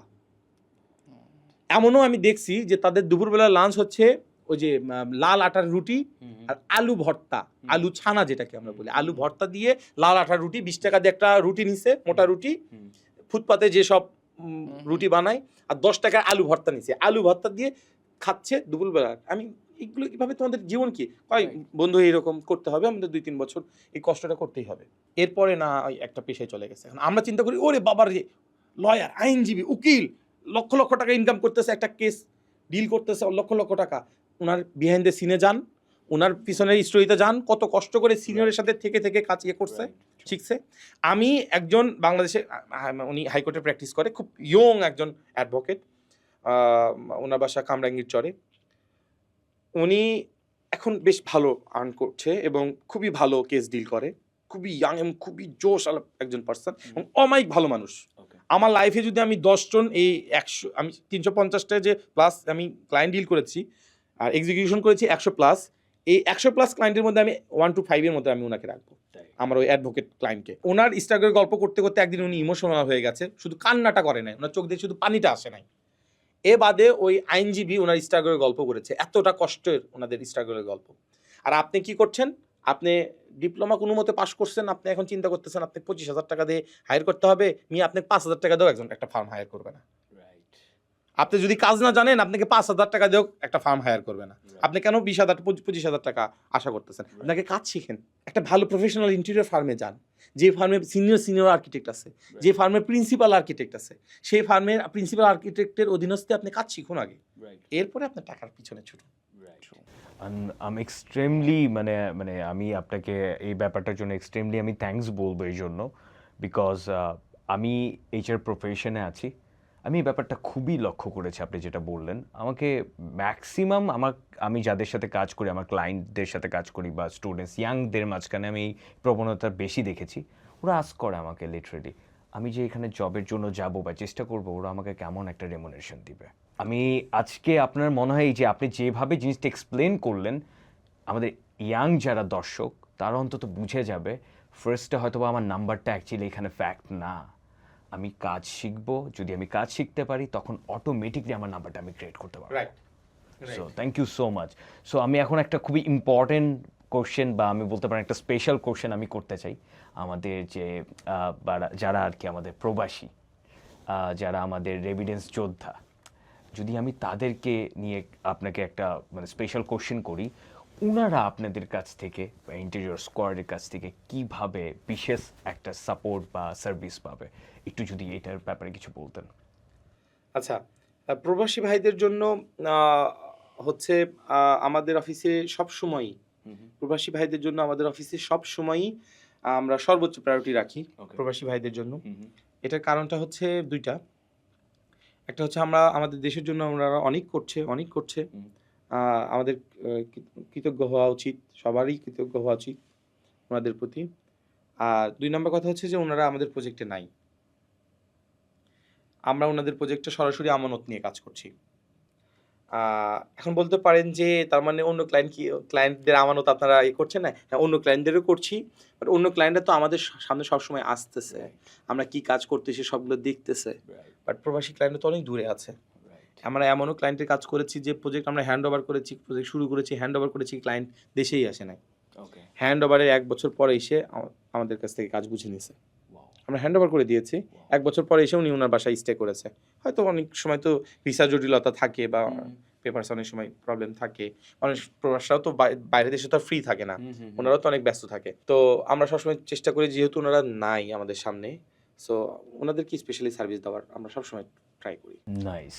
সো এইটার উপর বেস করে আমার নেক্সট কোশ্চেনটা, অন্যান্য কোম্পানি থেকে ইন্টার স্কোয়াডের কেন প্রবাসীদের জন্য আপনারা একটু বিশেষ বা আলাদা, এই ব্যাপারে যদি একটু বলতেন। প্রবাসীদেরকে নিয়ে আমার যদি বলেন যে ওভারঅল এক্সপিরিয়েন্সটা অনেক ভালো।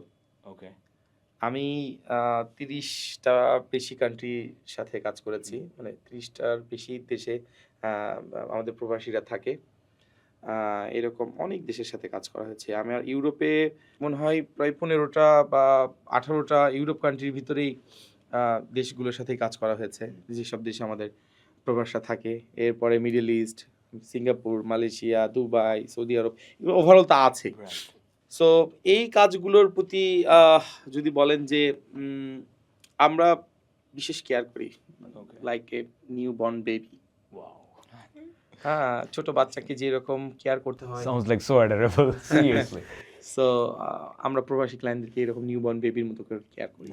আচ্ছা, আমরা কমন যে অ্যাকচুয়ালি সমস্যায় প্রবাসী ভাইরা পড়ে, ওনারা তো বাইরের দেশে থাকে, হয়তো বা বাংলাদেশে তারা বাড়ি বানাবে, এটা তাদের একটা স্বপ্ন থাকে। তো স্যার, এই ক্ষেত্রে মানে ওরা এত দূরের থেকে এই ব্যাপারগুলো তদারকি করতে পারে না, আপনাদের উপর কিন্তু টোটালি তারা নির্ভরশীল থাকে। এই ব্যাপারটা আপনারা কিভাবে সলভ করতেছেন বা এই ব্যাপারটা কিভাবে আপনারা দেখছেন, একটু যদি বলতেন। জি, খুব সুন্দর একটা প্রশ্ন করেছেন। প্রবাসী ভাইদের জন্য আমাদের একটা বিশেষ আমাদের একটা সেগমেন্টই আছে। ইন্টেরিয়র স্কোয়াডের যে পরিমাণ প্রবাসী ক্লায়েন্ট আছে আলহামদুলিল্লাহ, আমি মনে করি খুব কম সংখ্যক ইন্টেরিয়র ফার্মেরই এত ক্লায়েন্ট আছে। আমরা আসলে প্রবাসী ক্লায়েন্টদেরকে নিউবর্ন বেবির মতো করে নার্সিং করি। ঠিক আছে? একটা ছোট বাচ্চাকে, একটা ছোট শিশুকে যেভাবে নার্সিং করতে হয়, যত্ন নিতে হয়, এরকম করে আমরা যত্ন করি। কারণ যদি আমি বলি যে আমরা এরকম অনেক প্রবাসী ক্লায়েন্টকে পাই যাদের পাশে আমরা শুরুতে তাদের সাথে সম্পর্ক হয়েছে বা দেখা হয়নি, অনলাইনে আমাদের সবকিছু হচ্ছে, অনলাইনে মিটিং হচ্ছে, অনলাইনে সবকিছু আমরা করছি। এরপরে আমরা বাড়ি কমপ্লিট করে দিয়েছি, ইন্টেরিয়র ডিজাইন কমপ্লিট করে দিয়েছি। এরপরে ওনারা 1 বছর পর বা 6 মাস পর এসে কাজ বুঝে নিয়েছে। এরকম মানে অনেক আছে, অনেক। তো এই জায়গাটা আসলে বিশ্বাসের জায়গাটা অনেক বেশি রাখতে হয়। ট্রান্সপারেন্টটা, পরিষ্কার পরিচ্ছন্নতা খুবই বেশি রাখতে হয়। ঠিক আছে? স্বচ্ছতার যে বিষয়টা, স্বচ্ছতা এত পরিমাণ রাখতে হয় যেন ওনারা কিঞ্চিৎ পরিমাণও মনে যেন কষ্ট না পায়। ঠিক আছে? আর আরেকটা বিষয় হচ্ছে যে আমাদের বেস যেহেতু ইউরোপিয়ান কান্ট্রিগুলোতে যেসব প্রবাসী ভাইরা থাকে, এইসব ক্লায়েন্ট আমাদের তুলনামূলক বেশি। মিডল ইস্টেও আছে, হিউজ আছে। বাট যদি আমরা রেশিও বলি তাহলে হয়তো বা ইউরোপিয়ান কান্ট্রিগুলোতে আমাদের হয়তো 60-65 কাস্টমার। আর মিডল ইস্টের কাস্টমার যদি আমরা বলি 30-35, 40 এইরকম, যদি আমরা রেশিও বলি। তো ইউরোপিয়ান কান্ট্রির যেসব ক্লায়েন্ট তাদেরকে আমরা এরকম দেখেছি যে ম্যাক্সিমাম ক্লায়েন্ট, কারণ হচ্ছে যে মানুষের প্রচুর পরিমাণ ট্রাস্ট করে। ওকে। কারণ হচ্ছে যে তাদের ভৌগোলিক অবস্থাটা তাদেরকে ওইটা পরিবর্তন করাতে একদম সহজ করে দিয়েছে। তাদের যে ভৌগোলিক যেই বিষয়টা, এই ভৌগোলিক অবস্থাটা এতটা পরিবর্তন তাদেরকে করে দিয়েছে, যেরকম আমার অনেকগুলো ইউরোপ কান্ট্রি আমি মানে যদি আমি 27টা ইউরোপ কান্ট্রির নাম বলি, এর ভিতরে ধরেন আমার 15 থেকে 18টা দেশে থাকে আমাদের প্রবাসী ভাইরা। এই সব ভাইদের সাথে আমাদের কাজ করার সুযোগ হয়েছে। তো তাদের দেখলাম যে তারা মিথ্যা কথার চর্চাটা আসলে করে না। ইউরোপিয়ানরা আসলেই মূলত মিথ্যা কথার প্র্যাকটিসটা করে না। তো তাদের দেশে থেকে আমাদের বাংলাদেশি ভাইরা মিথ্যাকে প্রচণ্ড লেভেলে ভয় পায়। ইউরোপ কান্ট্রিতে যারা থাকে তারা সহজ সরলভাবে মানুষের সাথে ডিল করে, বাংলাদেশি মেম্বারদের সাথে। কিন্তু এই সহজ সরল চিন্তা করে ডিল করতে গিয়ে সবচেয়ে প্রতারিত শিকার হয়। এবং মজার কথা, আপনি হয়তো একটা মানে আমরা জাস্ট একটা রেশিও হিসাব করলাম যে বাংলাদেশে বাড়ি করতে গিয়ে যে পরিমাণ প্রবাসীরা যেই রকম যত পরিমাণ প্রতারিত শিকার হয়, বাংলাদেশে এত প্রতারিত কোনো দেশে হয় না, কোনো পেশার লোকজন এত প্রতারিত হয় না। আপনি বাংলাদেশে যদি ব্যবসায়ী বলেন, চাকরিজীবী বলেন, ব্যাংকার বলেন, ডক্টর বলেন, যেই পেশায় বলুন না কেন, প্রবাসীরা যে পরিমাণ বাড়ি করতে গিয়ে ভোগান্তিতে শিকার হয়, যে পরিমাণ ভুক্তভোগী হয়, যে পরিমাণ প্রতারিত হয়, অন্য কোনো পেশার লোকজন এত হয় না। এবং আমার মানে এরকম আমি অনেক প্রবাসীর সাথে আমার কথা হয়েছে, যাদের সাথে মানে যাদের গল্পটাই শুরুই হয় তাদের কান্নার গল্প দিয়ে। একবার চিন্তা করেন একবার। আমার খুব ভালো মনে আছে, আমার যেসব প্রথম দিকে যেসব প্রবাসী ক্লায়েন্টের সাথে আমি কাজ করেছি, তাদের সাথে ধরেন 5-10 মিনিট স্বাভাবিক কুশল বিনিময় করার পরে 10 মিনিট 11 মিনিটের পরে গিয়ে তারা ইমোশনালি লিটারালি কান্না করে দিয়েছে। কারণ আমরা আসলে তাদের ফিলিংসটা তো আসলে বাংলাদেশি মানুষরা বুঝি না। তারা পরিবার রেখে আত্মীয় স্বজন রেখে ওখানে গিয়ে পরিশ্রম করছে, কষ্ট করছে। এখন এই টাকাগুলো নিয়ে আমরা যেটা করছি বাংলাদেশের লোকজনেরা, আমরা তাদেরকে প্রপার গাইডও করছি না, প্লাস তাদের সাথে যেটা কমিটমেন্ট করেছিলাম এই কমিটমেন্টটাও আমরা ফুলফিল করছি না। এক্স্যাক্টলি। এখানে প্রবাসী ভাইরা বেশি প্রতারিত শিকার হয়, কারণ ওনারা আসলে যে দেশগুলোতে থাকে এই দেশগুলোতে তো মিথ্যার চর্চা হয় না। ওনারা যদি বলে আমি আপনাকে কালকে দিব, কালকে ওরা যদি আপনাকে বলে যে আপনাকে আমি এই জিনিস দিব, তাহলে এই জিনিস, কিন্তু আপনি তো সেটা করছেন না। আপনি একটা জিনিস, একটা মানুষের একটা ভুল জিনিস দিতে চেয়েছেন, 1 নম্বরটা দিচ্ছেন 2 নম্বরটা। তো এটা তো গেল। এরপরে হচ্ছে অর্থ থেকে শুরু করে সময়, ওভারঅল প্রবাসী ভাইদের মতো এত প্রতারিত কোনো সেক্টরের মানুষ হয় না। আর এই জন্যই আমরা চিন্তা করেছি যে আমরা প্রবাসী ভাইদের জন্য বিশেষ সার্ভিসটা লঞ্চ করব, বিশেষ সার্ভিস দিব। আর এই জন্যই আপনার প্রশ্নের উত্তরটা আমি এই জন্যই দিচ্ছি যে প্রবাসী ক্লায়েন্টরা আমাদের কাছে একদম নিউবর্ন বেবির মতো, একদম ছোট্ট সন্তান, ছোট্ট শিশু যেরকম করে আদর যত্ন করতে হয়, কেয়ার করতে হয়। ছোট্ট শিশু, এটা দিলে না বাচ্চা অসুস্থ হয়ে যেতে পারে, এটা দিলে না এই খাওয়া যাবে না, আমরা এইরকম করে প্রবাসী ক্লায়েন্টদেরকে ডিল করি। ওকে, সো আমি এই ক্ষেত্রে আপনাকে আরেকটা কোশ্চেন করতে চাচ্ছি। আপনার মতে, আপনি তো মানে বিভিন্ন টাইপের ক্লায়েন্টের সাথে কাজ করছেন, আপনার মতে বাংলাদেশে, আমাদের বাংলাদেশের পরিপ্রেক্ষিতে সবচেয়ে বেশি প্রতারিত হচ্ছে কারা এই সার্ভিসটা মানে পাওয়ার ক্ষেত্রে? ইন্টেরিয়র বাংলাদেশের সবচেয়ে ইন্টেরিয়র সেক্টরে বা বাড়ি ঘর করতে গিয়ে সবচেয়ে বেশি প্রতারিত হচ্ছে প্রবাসী ভাইরা। এক কথায় প্রবাসীর একদম সবচেয়ে বেশি। একটা অ্যান্সার। ওকে, প্রবাসী ভাইদের মতো বাড়ি করতে গিয়ে প্রতারিত কোনো সেক্টরের কোনো ব্যবসায়ী, কোনো চাকরিজীবী কেউ হচ্ছে না যতটা প্রতারিত হচ্ছে প্রবাসী ভাইরা। হার্ড আর্নড মানি। একটা জিনিস চিন্তা করেন যে ধরেন যে প্রবাসী বাইরে গিয়ে পরিশ্রম করছে, কষ্ট করছে, টাকা আর্ন করছে, কাদের জন্য করছে? হয়তো ফ্যামিলির জন্য, দেশের জন্য, ওভারঅল। এখন বাড়িতে বাবা মা আছে বয়স্ক, বৃদ্ধ, অনেকের হাতে স্ত্রী সন্তানও আছে। স্ত্রী সন্তান হয়তো অতটা কিছু বোঝে না, বাইরে থেকে কষ্ট করে টাকা আর্ন করছে, খরচ করছে, পয়সা খরচ করে দেশে দিচ্ছে, সেই পয়সাগুলো অপচয় হচ্ছে। এখন বাবা মা যারা, বৃদ্ধ বাবা মা যারা, তারা তো বয়স্ক, তারা তো বৃদ্ধ, তারা তো এই ইঞ্জিনিয়ারিং টার্মসগুলো, ওয়ার্ডগুলো তারা তো জানে না। কখন ইন্টেরিয়র করতে হয়, কোন মেটেরিয়াল ভালো, কিভাবে কাজ বুঝে নিতে হবে, কন্ট্রাক্টরকে কিভাবে বিল দিতে হবে। ম্যাক্সিমাম প্রবাসী ভাইয়ের সাথে যদি গল্প করি, কথা বলি, ইমোশনালি হয়ে যায় তারা। এবং ফার্স্ট অফ অল একটা কথা বলে, ভাই আমার যারা সিভিলে কাজ করেছে তারা আমাকে ভালো সার্ভিস দেয় নাই, আমার কাজ ভুল করেছে। এরকম আমি হিউজ শুনেছি যে বলতেছে ভাই আমার হয়তো একটা কন্ট্রাক্টরের বিল, কথার কথা 2 লক্ষ টাকা বিল আসছে, ও আমার কাছ থেকে 2.5 লক্ষ টাকা বিল নিয়ে গেছে, আমি ওর কাছ থেকে উল্টো টাকা পাই।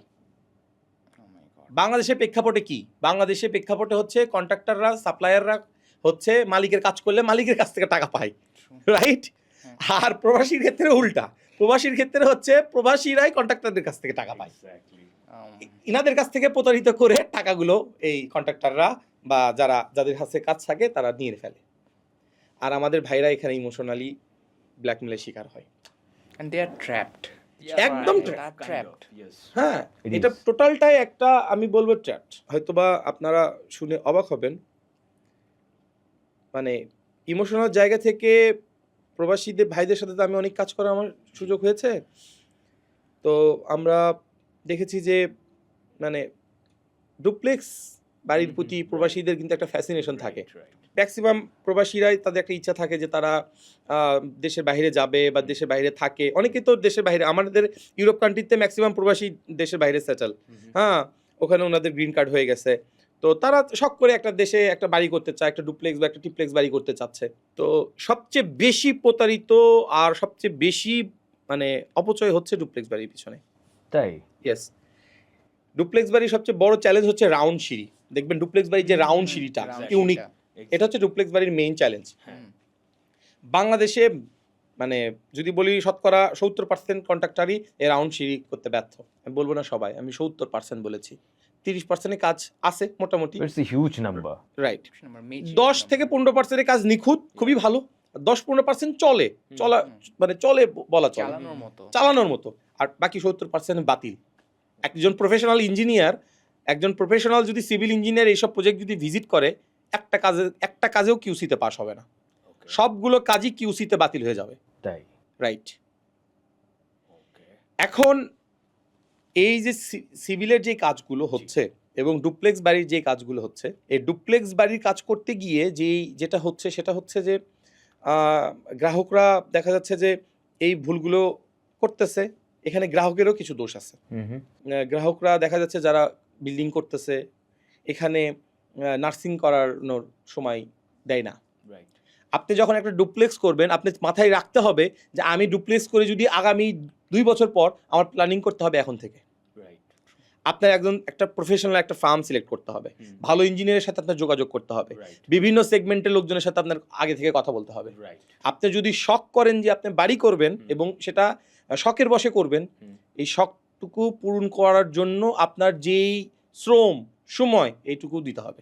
আর এইটুকু শ্রম এবং সময় যদি আপনি না দিতে পারেন আপনি প্রতারিত শিকার হবেন, এবং ফার্স্ট প্রতারিত শিকার হবেন আপনি নিজেই।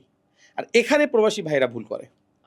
দেখা যাচ্ছে যে ধরেন হয়তো বিল্ডিং করতেছে, ডুপ্লেক্স করতেছে। আমি রিসেন্টলি একটা কেস বলি, আমাদের ডুপ্লেক্স করতেছে, প্রজেক্টের লোকেশন মানিকগঞ্জে, ডুপ্লেক্স করতেছে, বাট হচ্ছে ইঞ্জিনিয়ারদের সাইট ভিজিট করেন নাই।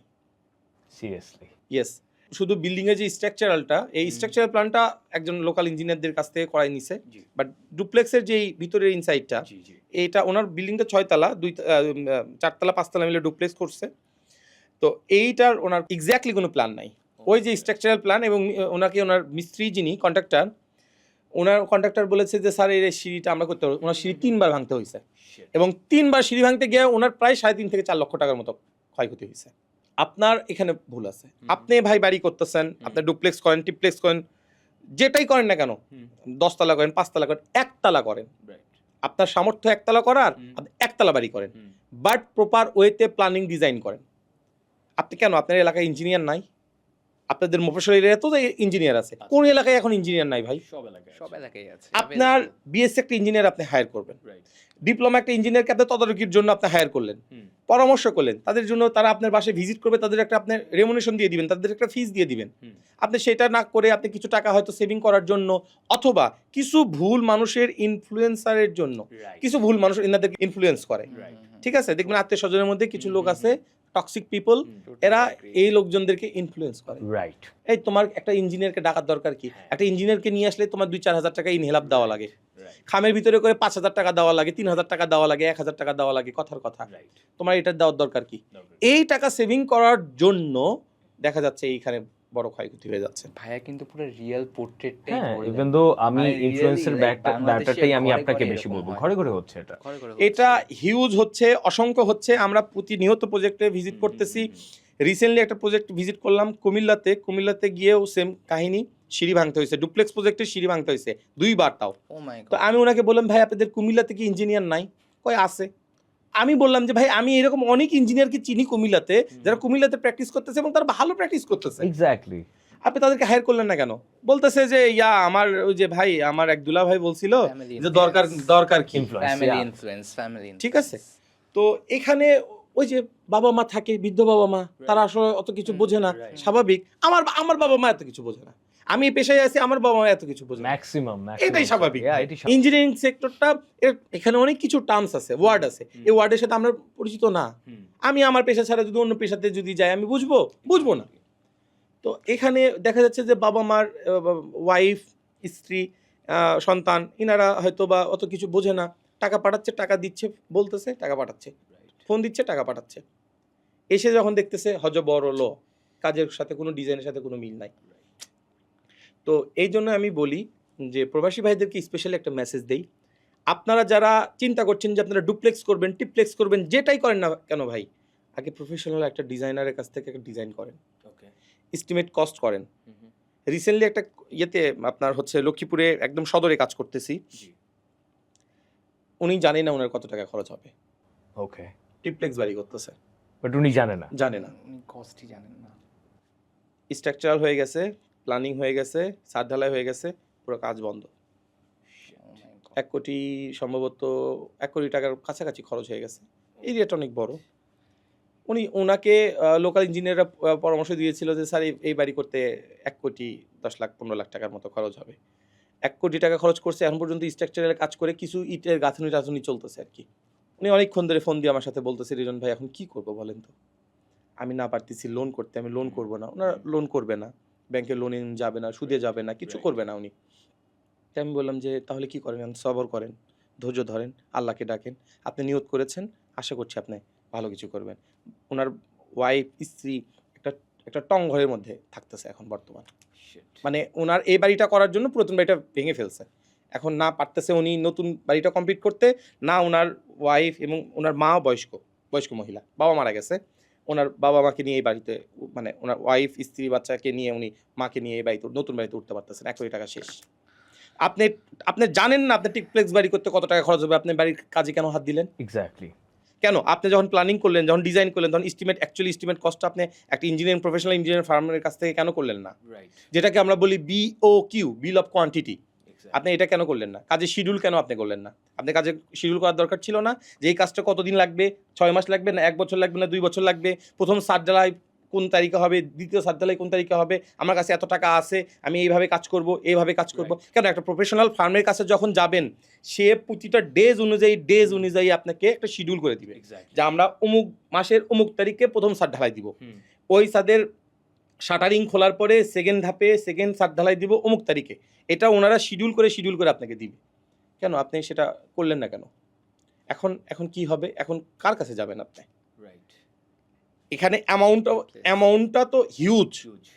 আপনার এই তো না যে আপনি ধরেন 2 লক্ষ টাকা লাগবে, 5 লক্ষ টাকা লাগবে, আপনি আপনার বড় ভাইয়ের কাছ থেকে কর্জে হাসানা নিচ্ছেন, ধার নিচ্ছেন। আপনার 5 লাখ টাকা লাগবে, আপনি আপনার ওয়াইফের কিছু অর্নামেন্টস কিছু সেল করে দিলেন, 5 লক্ষ টাকা হয়ে গেল। আপনি 1 কোটি টাকা দিয়ে কোনো কাজই ধরতে পারলেন না, এখনও আরও আপনার এরকম 50, 60, 70 লক্ষ টাকা লাগবে এই বাড়িটা কমপ্লিট করতে। এই টাকাটা আপনি কত দিনে ম্যানেজ করবেন? ততদিনে আল্লাহ মাফ করুক, ততদিনে আপনার যদি আপনার এই বৃদ্ধ মা যদি মারা যায়, আপনার জীবনের আর কি থাকলো ভাই? আপনি কষ্ট করে বিদেশ গেলেন, কষ্ট করে আপনি ইউরোপে গেলেন, সেই কষ্ট করে টাকায় উপার্জন করে বাড়ি করলেন, সেই বাড়িতে যদি আপনার মাকে, আপনার বাবাকে যদি না 1 রাতের জন্য যদি ঘুমাতে না দেখতে পারেন, 1 রাতের জন্য সেই বাড়িতে যদি আপনার বাবা মা না থাকতে পারে, তো আপনার এটিপ্লেক্সের ডুপ্লেক্সের দাম কি হইল রে ভাই? আপনার বাথরুমে এই কি বলে বাথটাব আর হচ্ছে শাওয়ার ইনক্লোজার দিয়ে আপনার লাভ কি হইল? আপনার বাবা মা যদি একদিনের জন্য আপনার বাসায় যদি না থাকতে পারে। এক্স্যাক্টলি। তো এই জন্য আমি বলবো বাড়ি যদি আপনি করেন, ইন্টেরিয়র যদি আপনি করেন, আপনি সামর্থ্য থাকলেই করেন। এইরকম ভাই এমনও আমরা পাই যে ধরেন ওনার এফোর্ড করার ক্ষমতা 5 লক্ষ টাকা, আমি জানি, আমি দেখতেছি যে উনি এফোর্ড 5 লক্ষ টাকা করতে পারবে, উনি 10 লক্ষ টাকা 15 লক্ষ টাকার একটা প্রজেক্ট উনি ডান করে ফেলে। ইয়েস, এটা আমাদের সাথে মানে অহরহ হয়েছে। আমাদের ইন্ডাস্ট্রিতে, আমাদের অ্যাসোসিয়েশনে যারা যেসব ভাইরা কাজ করে, ইন্টেরিয়র ডিজাইন নিয়ে কাজ করে, ইন্টেরিয়র ডিজাইনে কাজ করে, ইন্টেরিয়র প্রফেশনের সাথে যারা জড়িত, তাদের সাথেও আমরা এরকম মাঝে মধ্যে ক্যাজুয়ালি আড্ডা দিই, তারাও সেম কথাই বলে। আমরা দেখতেছি যে ওনার সক্ষমতা 10 লক্ষ টাকা, উনি কি করে 20 লক্ষ টাকার প্রজেক্ট নিয়ে কনফার্ম করে বসে থাকে, কাজ করতে করতে। মানে আপনার প্রবাসীদের সাথে বেশি হচ্ছে না, প্রবাসীদের সাথে না, বাংলাদেশি ন্যাচারাল কাস্টমার সাথেও এরকম হয়। ওনার ক্ষমতা 10 লক্ষ টাকা, তোমার ক্ষমতা 10 লক্ষ টাকা, তুমি 10 লক্ষ টাকার কাজ করো, তোমার 20 লক্ষ টাকার প্রজেক্ট করতে হবে কেন? ক্যাপাসিটির বেশি নেওয়ার আমার কোনো দরকার আছে ভাই? কোনো দরকার নেই। আমার শরীর, আমি 1 প্লেট ভাত খাইতে পারি, কথার কথা। আমাকে ডক্টর বলছে 1 প্লেটের বেশি খাওয়া যাবে না, তাহলে তোমার শরীরে কার্বোহাইড্রেট বেড়ে যাবে, তোমার সুগার বেড়ে যাবে, এটা হবে সেটা হবে, কথার কথা। আমি যদি ভাই এখন 3 প্লেট ভাত খাই, তাহলে আমি কি ভাই সুস্থ থাকবো? না। তাহলে আপনার ক্ষমতা হচ্ছে 10 লক্ষ টাকা কাজ করার, আপনি 10 লক্ষ টাকার কাজ করেন ভাই। আপনি এত টাকা কেন খরচ করতে হবে? এই কাজ করতে গিয়ে আপনি চিন্তা করতেছেন, হাই রে, এখন ওই লোকজনের টাকা কিভাবে দিব, ওখানে আমার ঋণ হয়ে গেছে, ওখান থেকে আমার এখন টাকা হাওলাত নিতে হবে, এই করতে হবে সেই করতে হবে, কি দরকার এই এক্সট্রা আপনার এই ঝামেলাটা নেওয়ার? রাইট। আপনি সিলেক্টিভ কাজ করান। আমাদের যারা ক্লায়েন্ট, তাদের সাথে যখন আমরা মিটিং করি, ক্লায়েন্টকে এক্স্যাক্টলি বলি যে আপনার অ্যাকচুয়ালি বাজেট কত। অনেক ক্লায়েন্ট হয়তো শাই ফিল করে, অনেক ক্লায়েন্ট চিন্তা করে যে বাজেট বলে দিলাম মনে হচ্ছে তাদেরকে আমরা টাকা দিয়ে ফেললাম, এটা একটা মিথ, এটা একটা ভুল মিথ। তো ঠিক আছে, আপনার বাজেট কোনো সমস্যা নাই? না ভাই, সমস্যা নাই, আমরা আমাদের মনের মাধুর্য দিয়ে সর্বোচ্চ দিয়ে আধুনিক ডিজাইন করলাম। ডিজাইন করে যখন ওনার কাছে যখন আমরা সাবমিশন করছি, সাবমিশন করার পরে ওনার তো খুবই ভালো লেগেছে, উনি আমাদেরকে মানে খুবই অ্যাপ্রিসিয়েট করতেছে।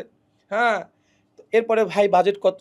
ওনার বাজেট ধরেন সর্বোচ্চ 20 লাখ টাকা, আমরা ধরেন এইদিকে ডিজাইন করে বাজেট হয়েছে আমাদের 40 লক্ষ টাকা। উনি বলতেছে যে ভাই এত টাকা কেমনে কি? আমি বললাম ভাই আপনি এত টাকা কেমনি কি আপনাকে তো আমি প্রথমেই বলছিলাম যে আপনি আমাদেরকে বাজেটটা বলেন। একটা প্রফেশনাল ফার্মকে, একজন প্রফেশনাল ডিজাইনারকে যখন আপনি আপনার বাজেটটা বলবেন, বাজেটের ডেডলাইন বলার দরকার নাই, আপনি একটা টেন্টেটিভ আইডিয়া দিয়ে দেন যে ভাইয়া এরকম বিদ্যান্ত আমার বাজেট 10 লক্ষ টাকা। দেখবেন সেই প্রফেশনাল ইন্টেরিয়র ডিজাইনার আপনাকে 10 লক্ষ টাকার মধ্যে সুন্দর করে একটা প্ল্যানিং করে স্ট্রাকচারাল একটা প্ল্যান দাঁড় করায় দিবে। ঠিক আছে? 10 লক্ষ টাকার মধ্যে আপনার সেটা পছন্দ হবে। আপনি যদি মনে করেন আপনি 3 বেলায় বাসমতি চাল খাবেন, দরকার আছে আমার বাসমতি চাল খাবার? আমি ভাই কাটারি ভোগ খাই 80 টাকা কেজি, এনাফ আলহামদুলিল্লাহ। আমার বাসমতি খাওয়ার অ্যাবিলিটি আমার নাই, আমি বাসমতি খাবো না। আমি এই বাসমতি চাল দিয়ে ভাত খাওয়ার জন্য যদি আমার যদি ধরেন মানুষের কাছে ঋণ করতে হয়, লোন করতে হয়, মানুষের কাছ থেকে যদি কর্জে হাসানা নিতে হয়, ধার নিতে হয়, সেই বাসমতি চাল খাওয়ার আমার কোনো দাম থাকলো? এই রিয়েলিটিতে অনেক অ্যাকসেপ্ট করতে চায় না। এখন দেখেন লাক্সারির ব্যাপারটা আমি যদি আপনাকে বলি সবচেয়ে ইম্পর্টেন্ট একটা ব্যাপার, আমি কিছু আপনার এই টপিকগুলো থেকে আমি 2-3টা জিনিস নোট ডাউন করলাম। এখানে যেটা হচ্ছে ল্যাক অফ প্ল্যানিং রিলেটেড কিছু ইস্যুস, আর সবচেয়ে বড় ব্যাপার যেটা ট্রাস্ট ইস্যুস, যেটা এই দুটার কারণে ওনারা ম্যাক্সিমাম টাইম খুব ঠকে যাচ্ছে। এই ক্ষেত্রে ইন্টেরিয়র স্কোয়াড আপনারা ওনাদের কষ্টের টাকাটা আপনারা কিভাবে মূল্য দিচ্ছেন, বা ওনাদের সাপোজ ওনাদের কিন্তু লাক্সারির যে যদি আমি ব্যাপারটা বলি, ওনারা কষ্টের টাকা দিয়ে চিন্তা করে কি বাংলাদেশে আমি একটা সুন্দর করে একটা আমি আমার হয়তো বা আমার একটা মানে ইনফ্রাস্ট্রাকচার বা আমি যেটাই করব খুব লাক্সারিয়াস ওয়েতে করব। এই ব্যাপারটা আপনি কিভাবে দেখছেন, যদি একটু এই ব্যাপারে শেয়ার করতেন। লাক্সারিয়াসের বিষয়টা যদি আমি বলি যে ধরেন আপনার বাজেট যেটাই হোক না কেন, আপনার বাজেট যেটাই হোক না কেন, আমি বিলিভ করি যে আপনার যতটুকু বাজেট আপনার সেই বাজেটের মধ্যেই থাকা। লাক্সারিয়াসটা ডিপেন্ড করে আপনার নিজের রুচির উপরে, আপনি কতটুকু ওন করেন।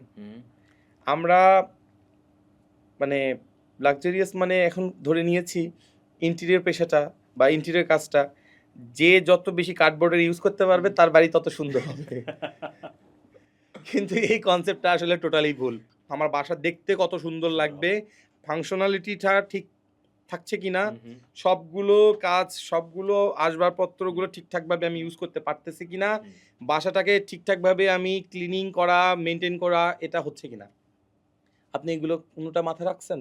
আপনি কিছু মাথায় রাখতেছেন না। আপনি মনে করতেছেন কি যে হচ্ছে যে যত বেশি কাঠ ব্যবহার করবে, বোর্ড ব্যবহার করবে, তার বাড়ি তত সুন্দর হবে। তো এই কনসেপ্টটা থেকে আমাদের বের হয়ে আসতে হবে, এবং এটা একটা বাজে একটা প্র্যাকটিস। এই বাজে প্র্যাকটিস থেকে আমাদের বের হয়ে আসতে হবে।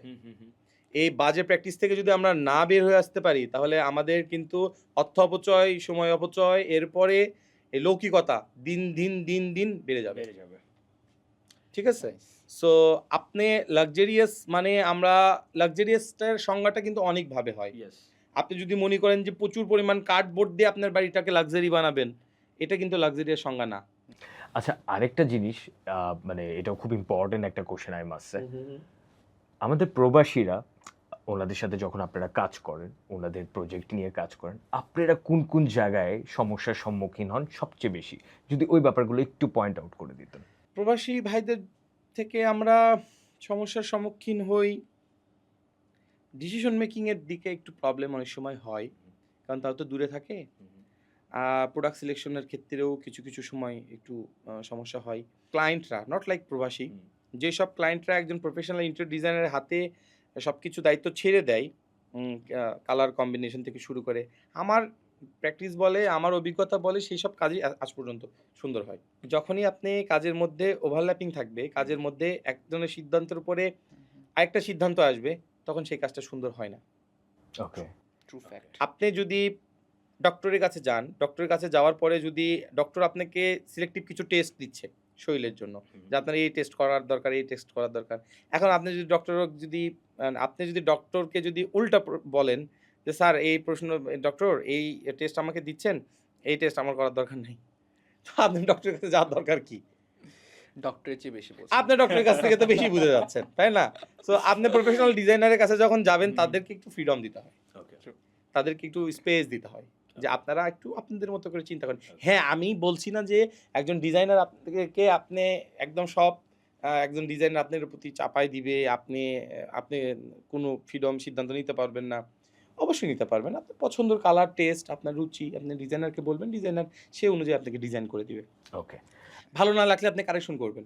বাট একই সময় গিয়ে আপনি যেটা করবেন, ডিজাইনারও সেটা করবে। হ্যাঁ, তাইলে তো ওই জায়গায় তো একটা একটা বিশাল একটা হসপস লেগে যাবে। এক্স্যাক্টলি, একটা মানে এখানে একটা ভালো একটা কনফিউশন ক্রিয়েট হয়। And আমি বলবো আজকে প্রবাসী ভাইদের ক্ষেত্রে একটা ভালো একটা ব্যাপার হচ্ছে ওনারা অনেক কিছু কিন্তু জানতে পারছে, যে ব্যাপারগুলো হয়তো বা ওনারা জানতো না, ল্যাক্স হতো আপনাদের এন্ড থেকে, ওনাদের এন্ড থেকেও। এক্ষেত্রে আরেকটা জিনিস, আপনি লাক্সারিয়াসের ব্যাপার যখন বললেন, এখান থেকে আমার আরেকটা কোশ্চেন মাথায় আসলো। ওনাদের ক্ষেত্রে ওনাদের যে অতিরিক্ত যে ব্যয় হয় বা ওনারা যখন একটা ইন্টেরিয়র ফার্মকে কাজটা দেয়, এক্ষেত্রে কিন্তু অনেকভাবে তারা প্রতারিত হয়, তাদের কাছে এক্সট্রা চার্জেস নেয়। তো এই ক্ষেত্রে ইন্টেরিয়র স্কোয়াড কিভাবে ভিন্ন, আপনারা কিভাবে ওনাদেরকে সহযোগিতা করেন, এই ব্যাপারে যদি একটু বলবেন। আচ্ছা, ইন্টেরিয়র স্কোয়াড প্রবাসী ক্লায়েন্ট সহ সারা বাংলাদেশের যেসব ক্লায়েন্ট থাকে, আমাদের হিডেন কস্ট যেটা আমরা বলি, হিডেন কস্টটা আমরা কোনো হিডেন কস্ট রাখি না। সবগুলো কস্টে আমাদের ওপেন থাকে এবং সবগুলো কস্ট আমাদের কোটেশনে উল্লেখ করা থাকে। আমাদের ওয়ার্ক শিডিউলে সবগুলো দেওয়া থাকে। তো এখানে আমরা কাজ কনফার্ম করার পরে না বেশি নিব না কম নিব সেটা কোনো সুযোগ থাকে না। আমরা সবসময় চেষ্টা করি যে গ্রাহকের বাজেটের মধ্যে গ্রাহককে বেস্ট সার্ভিস দেওয়ার। আমার গ্রাহক যদি হয় 20 লক্ষ টাকার, আমি 20 লক্ষ টাকার সার্ভিসই গ্রাহককে দিব এবং 20 লক্ষ টাকার কাজই আমি গ্রাহককে সেবা দিব। মানে আপনি এই ক্ষেত্রে একদম পুরোপুরি স্বচ্ছতা রেখেছেন। রাইট। আর যেই গ্রাহক আমার 10 লক্ষ টাকার, তাকে আমরা 10 লক্ষ টাকারই কাজেরই পরামর্শ দিই। 10 লক্ষ টাকার গ্রাহককে আমরা বলি না যে আপনি একটু টেনে টুনে 15 লক্ষ টাকায় যান। এই চাপটা আমরা দিই না। এবং মজার কথা হচ্ছে ম্যাক্সিমাম গ্রাহক আমাদেরকে ওন করে, রিসিভ করে, আমাদেরকে পছন্দ করে এই কাজের জন্য। ওকে, দ্যাটস ঠিক রিয়েলি আছে। গুড। কান্ট্রি ভেদে আমি একটা কোশ্চেন করতে চাচ্ছিলাম। আপনি তো জানেন অ্যাজ ফার বাংলাদেশের মানুষ ওয়ার্ল্ডের সব জায়গায় আছে, তো মিডল ইস্টে আছে, ইউরোপে আছে, বিভিন্ন জায়গায় আছে। কান্ট্রি ভেদে তাদের এখানে মানে কোনো এক্সট্রা কোনো রুচি বা আপনাদের কাছে এক্সট্রা মানে থাকে না, আমাকে একটু এইরকম টাইপের একটা ডিজাইন করে দিবেন। জি হ্যাঁ, কান্ট্রি ওয়াইজ রুচি চেঞ্জ হয়। যেরকম ধরেন আমাদের এখন বর্তমান আমরা 27 জন এক্সিস্টিং ক্লায়েন্টের সাথে কাজ করছি, রানিং কাজ করছি। 27 জন প্রবাসী। 27 জনের মধ্যে 20 জনই হচ্ছে ইউরোপ কান্ট্রিতে থাকে। জি। সো ইউরোপ কান্ট্রির ক্লায়েন্টদের টেস্ট না একরকম হয়। ইউরোপ কান্ট্রির ক্লায়েন্ট যারা ইউরোপ কান্ট্রিতে যেসব ক্লায়েন্টরা থাকে তারা তাদের টেস্টটা একরকম হয়। তাদের টেস্টটা হচ্ছে বেশিরভাগ মানে প্রেফারেন্স কালার হচ্ছে হোয়াইট, ওকে গ্রে, ওকে এবং তাদের রুচি, তাদের টেস্ট এবং তাদের যেই হচ্ছে যে ফ্লেভার, তাদের পালস, তাদের বডি পালস সব ম্যাক্সিমাম ক্লায়েন্টের সেম থাকে। ওকে। এবং তারা ট্রিপ্লেক্স যারা করে এবং তারা খুবই সিম্পল এবং মিনিমালিস্টিক একটা ডিজাইন চায়। মানে বাড়ির মধ্যে সোবারের খুবই একটা মাঝখানে সোবার গর্জিয়াস। থাকবে, রাইট, একটা সোবার থাকবে বা এটা একটু যেন খুব প্রশান্তি লাগে। আমি আমার কেস স্টাডির কথা বলতেছি, এটা আমার মানে আমার ব্যক্তিগত ওপিনিয়ন। লোক ভেদে হয়তো আরেকজনের ওপিনিয়ন চেঞ্জ হতে পারে। আমি যেসব ক্লায়েন্ট ডিল করেছি আমি আমার অভিজ্ঞতাটা বলছি। তো আমি আমার ইউরোপিয়ান কান্ট্রিতে যেসব ক্লায়েন্টগুলো থাকে তাদেরকে আমরা বেশিরভাগই আমি সোবার পেয়েছি। খুবই সিম্পল চাই, সাদামাটা, খুবই ম্যাটেরিয়ালটা গুড হবে, বাসাটা যেন একটু সুন্দর দেখায়। আর যদি মিডল ইস্টের ক্লায়েন্টের কথা বলি, মিডল ইস্টের ক্লায়েন্টগুলো হয় যে গর্জিয়াসটা বেশি পছন্দ করে। ঠিক আছে, আমি আমার কেস স্টাডিতে বেশি পেয়েছি। একটু কালারফুল হবে, একটু কালারফুল হবে, একটু গোল্ডেন কালার থাকবে, হেভি থাকবে। হ্যাঁ, একটু হ্যাভি কাজ থাকবে। হ্যাঁ, যেরকম আমি রিসেন্টলি কাজ করছি দুবাই, সৌদি আরব, দুইটা কাতারেও থাকছে। রানিং কাজ করছে দুবাই, সৌদি আরব, কাতার। ওনারা ওখানে 3 জনই ব্যবসায়ী। মাশাআল্লাহ, আমার আলহামদুলিল্লাহ খুবই ক্লোজ ক্লায়েন্ট, আমার ফ্যামিলির মতো হয়ে গেছে তারা। তো তাদের ডিজাইন, তাদের বাসার কাজগুলো আমি খুবই গর্জিয়াস করছি, খুবই গর্জিয়াস ডিজাইন এবং বাজেট নট ইস্যু। হ্যাঁ, বাজেট নট ইস্যু। ইউরোপিয়ান যারা কাস্টমার তাদেরও বাজেট নট ইস্যু, বাট তাদের পছন্দ আর এই ভাইদের পছন্দ বা এই কান্ট্রি যারা থাকে তাদের পছন্দ দুইটার ভালো একটা ডিফারেন্সেস আছে, আলাদা আছে। ওকে, দ্যাটস রিয়েলি গুড। আমি নিজে পার্সোনালি জানতাম না, একটু আইডিয়া ছিল। আপনি গোল্ডেনের কথা যখন বললেন, এটা অনেকটা হয়তো বা আপনার ওই মানে কি বলে আমাদের মিডল ইস্টের সাথে একটা যায়, গোল্ডের একটা বাইর আছে। নেক্সট কোশ্চেনটা, এটা খুব ইম্পর্টেন্ট। আমাদের যারা বাইরের ক্লায়েন্টগুলো অবভিয়াসলি আপনাদের সাথে ভার্চুয়ালি তারা যোগাযোগ করে, এই ক্ষেত্রে ইন্টেরিয়র স্কোয়াড কিভাবে তাদের সাথে মানে কানেক্ট হয় যদি একটু বলতেন। শুধু বাইরের ক্লায়েন্ট না, প্রবাসী শুধু ক্লায়েন্ট না, আমাদের কাজের প্রসেস হচ্ছে আমাদেরকে নর্মালি আমাদের ফার্স্ট অফ অল আমাদের একটা অনলাইনের মিটিং হয়। ধরুন বাইরে আমাদের একজন প্রবাসী ক্লায়েন্ট আমাদের সাথে কানেক্ট হবে, কিভাবে কাজ কিভাবে করবে, ওনারা আমাদেরকে হোয়াটসঅ্যাপ বা সোশ্যাল মিডিয়ার মাধ্যমে আমাদের সাথে কানেক্ট হইলো, আমাদের সাথে যোগাযোগ করলো। আমরা একটা অনলাইনে প্রথমে একটা মিটিং করি। এই অনলাইন মিটিংয়ে আমাদের সিআরএম সেকশন বা আমাদের ডিজাইনার বা আমাদের ইঞ্জিনিয়ারিং টিমের সাথে এই কথাটা প্রথমে আমাদের মিটিংটা হয়। মিটিংটা হওয়ার পরে আমরা সেকেন্ড স্টেপে আমরা ওনাদের সাইট ভিজিটে যাই। ঠিক আছে, ওনার যে প্রজেক্টের যে লোকেশনটা, এই লোকেশনে আমরা ভিজিট করতে যাই। এটা মাথায় রাখবেন, একটা রুগীকে যদি আপনি ভিডিও কলে যদি সেই রুগীকে যদি দেখে ওষুধ লেখেন, আর সেই রুগীকে কাছে নেওয়ার পরে তার পালস চেক করে, ঠিক আছে, তার প্রেশার চেক করে সেই রুগীকে দেখা, কিন্তু দুটোর মধ্যে কিন্তু অনেক তফাৎ আছে। ঠিক আছে, তো আমরা যেটা চেষ্টা করি যে আমরা আগে প্রজেক্ট লোকেশনে ভিজিট করার। ঠিক আছে, আমরা এটাকে বেশি প্রায়োরিটি দিই, লোকেশন ভিজিট করা। সো আমরা প্রজেক্ট লোকেশন ভিজিট করি। লোকেশন ভিজিট করার পরে বিম কলাম এর যে মেজারমেন্টগুলো, রেশিওগুলো, এগুলো ঠিকঠাক আছে কিনা এগুলো চেক করি, মেজারমেন্টগুলো নিয়ে আসি। এরপরে আমাদের সেকেন্ড স্টেপে আমরা প্রথমে একটা 2D ডিজাইন প্রোভাইড করি। ঠিক আছে, 2D ডিজাইন প্রোভাইড করি। এখানে ফার্নিচার অ্যারেঞ্জমেন্ট থাকে, যে ফার্নিচারগুলো আমরা কিভাবে প্ল্যান করছি। দেন আমরা হচ্ছে সব কিছু ঠিকঠাক থাকলে এরপরে আমাদের আরও নেক্সট ডিজাইনগুলো থাকে, ইলেকট্রিক প্ল্যান, প্লাম্বিং প্ল্যান, অথবা যেসব বাসা কমপ্লিট হয়ে গেছে সেখানে আমরা 3D ডিজাইনে যাই। এটা হচ্ছে আমাদের কাজের রেগুলার প্রসেস। এবং 3D ডিজাইন যখন কমপ্লিট হয়ে যায় তখন আমরা হচ্ছে বাজেটে যাই। এরপরে আমাদের পর্যায়ক্রমে আমাদের ওয়ার্ক স্টার্ট হয় আর কি। আরেকটা ইন্টারেস্টিং কোশ্চেন, ইন ফিউচার আপনাদের কি এমন কোনো প্ল্যান আছে প্রবাসীদের জন্য স্পেশাল কোনো ব্রাঞ্চ মেক করা বা ওনাদের জন্য একটা ক্লায়েন্ট ম্যানেজমেন্ট সার্ভিস প্রোভাইড করার? খুব সুন্দর একটা প্রশ্ন করেছেন। প্রবাসী ভাইদের জন্য আমরা একটা স্পেশালি একটা উইংস তৈরি করতে চাচ্ছিলাম। ঠিক আছে, একটা উইংস এইরকম থাকবে যে ম্যাক্সিমাম প্রবাসী ভাইরা, ধরুন আমাদের তো ইউরোপ কান্ট্রি বেস, আমাদের ক্লায়েন্ট বেসটা বেশি, তো এখানে না আমাদের টাইম টেবিলের সাথে মিলে না। এক্স্যাক্টলি, দ্যাটস ওয়াই আমি কোশ্চেনটা আস্ক করলাম। সো ধরেন আমাদের অফিস হয় সকাল 9টা থেকে, এখন সকাল 9টা থেকে সন্ধ্যা 6টা-7টা পর্যন্ত আমাদের অফিস হয়। এরপরেও আমাদের এক্সিকিউটিভরা এবং আমি ইনক্লুডিং মি, আমরা নর্মালি তো 9টা, 10টা, 11টা পর্যন্ত গ্রাহককে সার্ভিসটা দেই। এরপরে তো সবারই একটা ঘুমের প্রয়োজন আছে, রেস্টের প্রয়োজন আছে, এবং আমাদের ফ্যামিলি আছে। তো দেখা যাচ্ছে যে আমরা 12টার দিকে বা 11টার পরে হয়তো শুয়ে পড়লাম। এই সময় গতকালকে একটা ক্লায়েন্ট দেখে আমাকে লিটারেলি মেসেজ দিছে, সিন করি না, যখন উনি আমাকে কল দিছে, উনি কল দিয়ে আমি যখন ধরি নাই তখন উনি আমাকে টেক্সট করছে যে ভাইয়া সরি আমি খেয়াল করি না, আমি তো ন্যাচারালি চিন্তা করছি যে আর কি। তো বিষয়টা হচ্ছে যে আমরা চেষ্টা করছি যে প্রবাসী ভাইদের জন্য আমরা একটা আলাদা একটা ওয়েবসাইট বা আলাদা একটা উইংস রেডি করতে, যেখানে আমাদের দেশে যখন হবে দিন, ওনাদের তো ওখানে রাত, রাইট? টাইমের তো মোটামুটি 6 ঘন্টা 8 ঘন্টা, এক একটা দেশে তো আলাদা আলাদা টাইম, 12 ঘন্টা পর্যন্ত তুই আছে। তো আমরা আলাদা সার্ভিস ক্রিয়েট করব, যে এখানে যেন প্রবাসী ভাইরা যেসব ইউরোপ কান্ট্রিতে আছে বা যারা এসব বাইরে থাকে, তাদের সাথে বাংলাদেশের টাইমিংটা মিলে যেন ওনারা একটা ফ্লুলেস সার্ভিস পায় আপনাদের কাছ থেকে, যোগাযোগটা খুব ফ্লুয়েন্টলি হয়, Nice. কথা যেন খুব এটা বলতে পারে আর কি, খুব সহজভাবে যেন যোগাযোগটা হয় আর কি। খুবই নাইস। সো এটা আমাদের প্ল্যানিং আছে, আশা করছি আপনারা দোয়া করবেন ইনশাআল্লাহ, আমরা যেন খুব ইনশাআল্লাহ। শীঘ্রই এটা এক্সিকিউট করতে পারি। এটা খুব ইন্টারেস্টিং কোশ্চেন। জি। প্রবাসী বলেন বা এভরি ক্লায়েন্টের ক্ষেত্রে আপনার হয়তোবা তারা ম্যাটেরিয়ালস নিয়ে অনেক বেশি কনসিয়াস থাকে, অনেক বেশি এখানে আপনাকে হয়তো বা আস্ক করে যে কী টাইপের ম্যাটেরিয়াল দিচ্ছেন। প্রবাসীরা তো আরও বেশি করে, কাজ ওনারা বাংলাদেশে নেই, দেশে থাকে না। তো এখানে আরেকটা টাইমের ব্যাপার থাকে, টাইম ম্যানেজমেন্টের ব্যাপার থাকে, ম্যাটেরিয়াল ঠিক দিচ্ছেন কিনা। এই যে ব্যাপারগুলো মানে আপনারা এই ব্যাপারগুলো ওনাদেরকে কিভাবে আপনারা বেসিক্যালি ডিল করেন বা কিভাবে ওনাদেরকে স্পষ্টতা দেন যে ইয়েস আমরা এটার সাথে একদম টু দি পয়েন্ট কাজ করছি, বা এই জিনিসটা কিভাবে আপনারা হ্যান্ডেল করেন, যদি একটু ব্যাপারটা আমাকে আচ্ছা, বলতেন।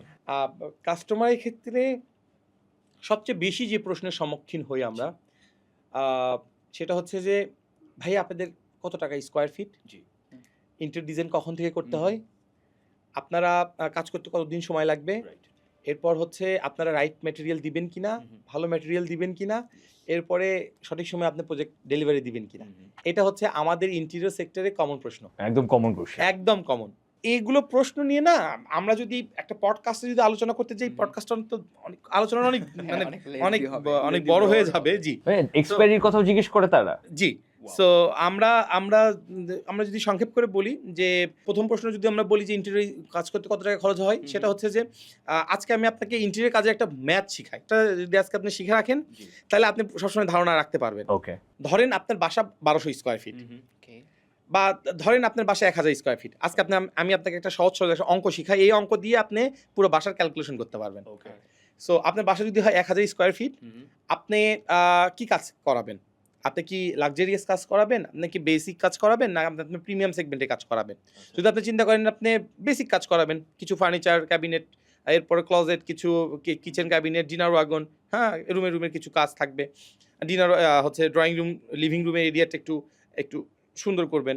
সো এইরকম যদি আপনার চয়েস থাকে, তাহলে আপনার জন্য এই 1000 স্কোয়ার ফিট ইন্টু 1200, ওকে 12 লক্ষ টাকা। ওকে ঠিক আছে, 1200 ইন্টু 1000 দিয়ে যা যোগফল আসবে এটা আপনার বাড়ির খরচ।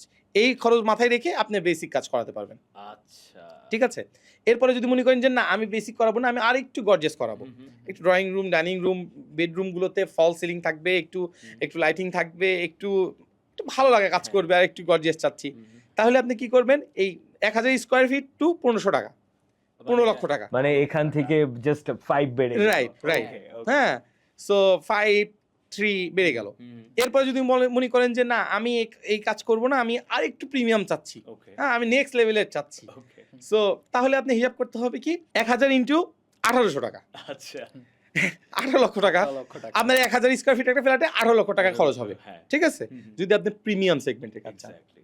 তো এইটা হচ্ছে একটা ম্যাথ। ঠিক আছে, সো এই ম্যাথটা শুধু মাথায় রাখবেন। এই ম্যাথে আমি যে ম্যাথটা আপনাকে আজকে শিখাইলাম, এই ম্যাথ দিয়ে আপনার বাড়ির ইন্টেরিয়র ক্যালকুলেশনটা করতে পারবেন। এখানে কিছু প্লাস মাইনাস থাকে, ডিজাইন কেন্দ্রিক বা এদিক সেদিক কিছু থাকে, সো এই ম্যাথ দিয়ে আপনি আগাতে পারেন। বাট আমি বলবো আজকে আপনি যে ম্যাথটা শিখিয়েছেন এটা নট অনলি আমার জন্য, আমাদের যারা অডিয়েন্স আছে audience, এক্স্যাক্টলি সবার সবাই জন্য এই কিন্তু ম্যাথটা জেনে কাজে গিয়েছে। বাট আমার কাছে যেটা ইন্টারেস্টিং এই জন্যই লাগছে, আপনাদের ইন্ডাস্ট্রির মানুষজন হয়তো আপনার উপর আজকে খেপে গেল, ম্যাথটা রিভিল করে দিয়েছে। This is the main thing. So thank you so much. আজকে আই গেস প্রবাসীরা বলেন বা আমি বলবো অফলাইন অনলাইন সব ক্লায়েন্টের জন্য অনেক কিছু ওনারা জানতো না, যেগুলো বেসিক ব্যাপারগুলো ওনারা জেনে গিয়েছে।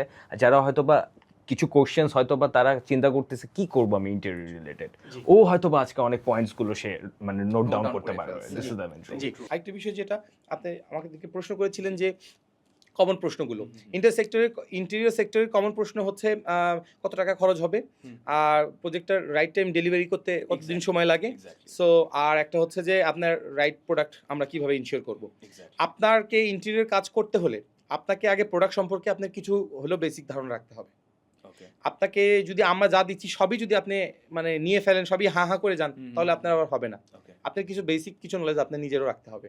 কোন ম্যাটেরিয়াল দিয়ে কি হয়, কোন ম্যাটেরিয়াল দিয়ে করলে বেটার হবে, কোন ম্যাটেরিয়ালটা ওয়াটারপ্রুফ, কোন ম্যাটেরিয়ালটা ফায়ার প্রুফ, এই জিনিসগুলো আপনার বেসিক কিছু নলেজ আপনার রাখতে হবে। ওকে আমরা সবসময় ইন্টেরিয়র স্কোয়াড সবসময় আমরা প্রোডাক্ট সেল না, আমরা সবসময় এই নলেজ নিয়েই কাজ করি।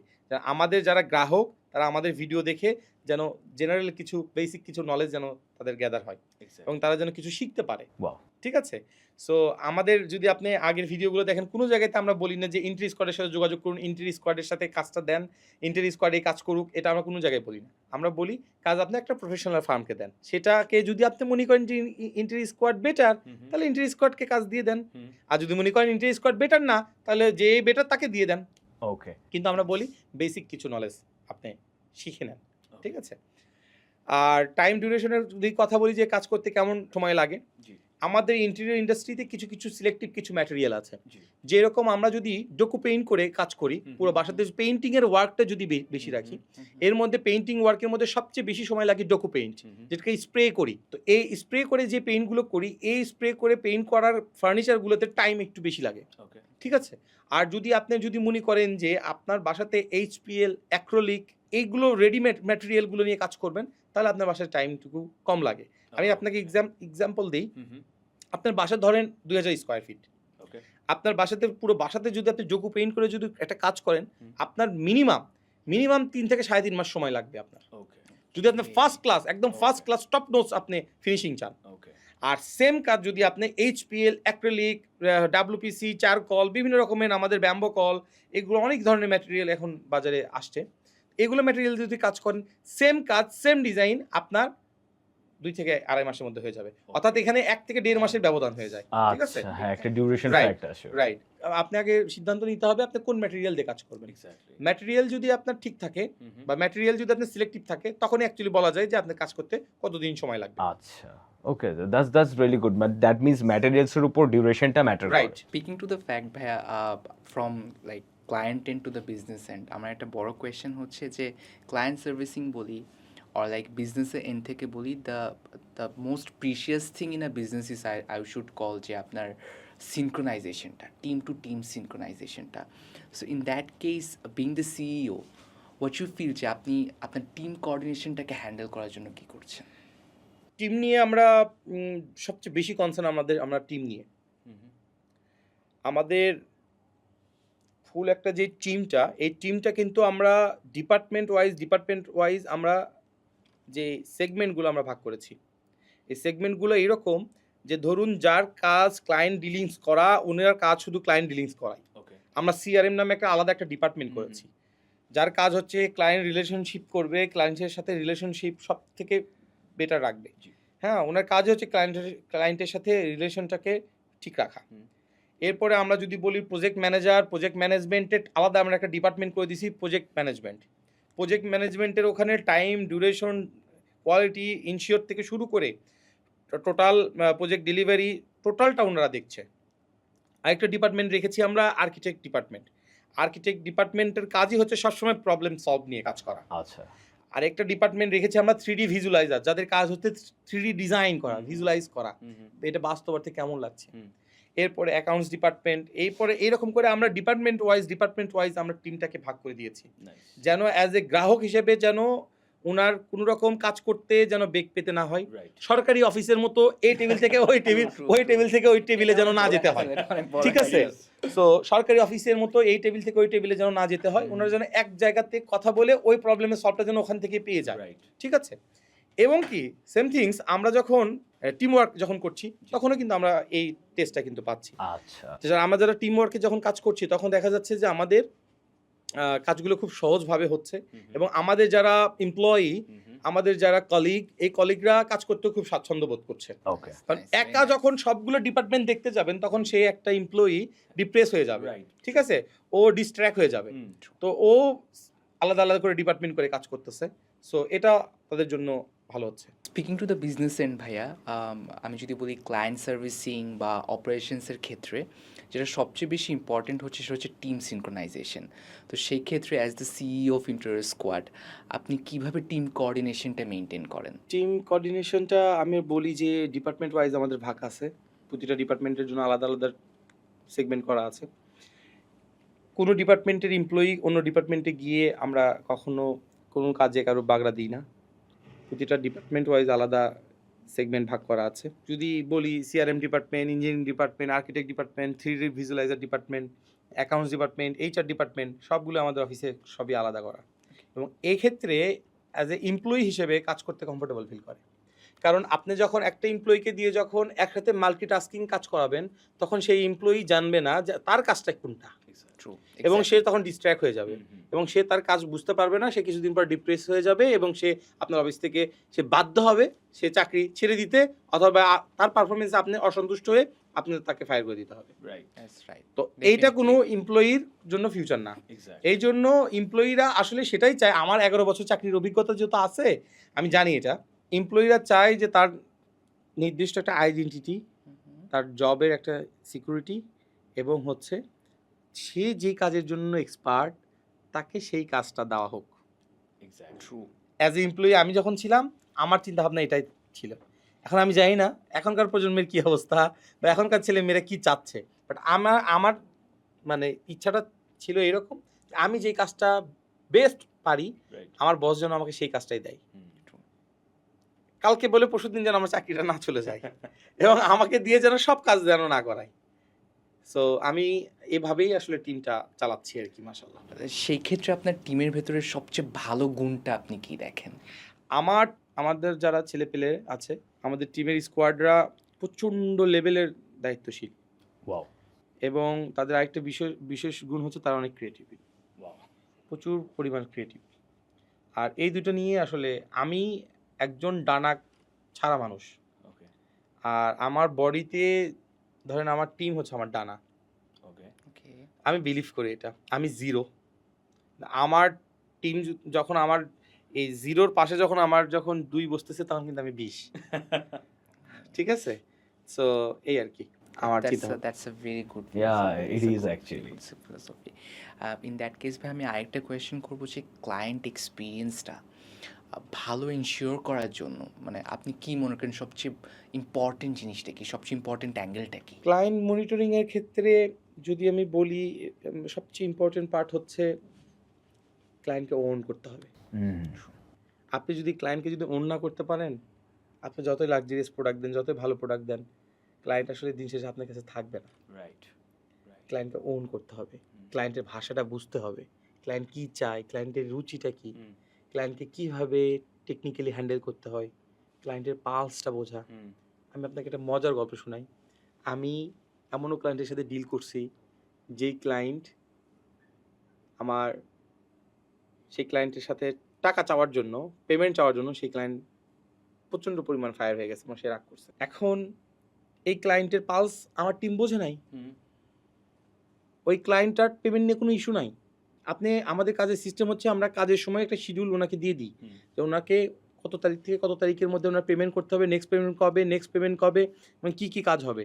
তো এই পেমেন্ট ধরেন 26 তারিখে ওনার নেক্সট পেমেন্ট ছিল, ওনাকে 25 তারিখে ওনাকে নর্মালি ফোন দেওয়া হয়েছে, স্যার আপনাকে 26 তারিখে তো আপনার একটা পেমেন্টের ছিল। ক্লায়েন্ট খুব বেশি রিয়াকশন করে ফেলছে।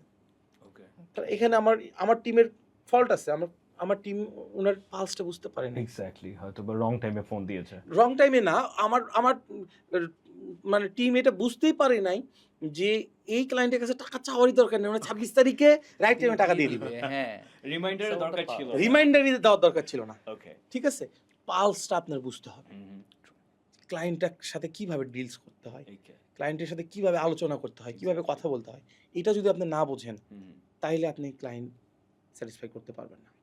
I totally R agree with আরেকটা this. এরকম অনেক ক্লায়েন্ট আছে যে 26 তারিখ ডেট আছে, 27 তারিখ, 28 তারিখ, 29 তারিখ, আরেকবারে 26 তারিখ চলে যায়, ক্লায়েন্ট রাইট টাইমে পেমেন্ট করছে না। This is called the typical Bangali. Right, so এখানে যদি আপনি যদি মনে করেন যে আমি ক্লায়েন্টে, না বাপরে বাপ, ওই ক্লায়েন্টের কাছে টাকা চাইছিলাম একদিন আগে, রিমাইন্ডার, টাকা চাই না, এই রিমাইন্ডার দিছি, এই জন্য রাগ করছে, এই ক্লায়েন্টকে আমি রিমাইন্ডার দিব, মানে দিলে ওরা রাগ করবে না।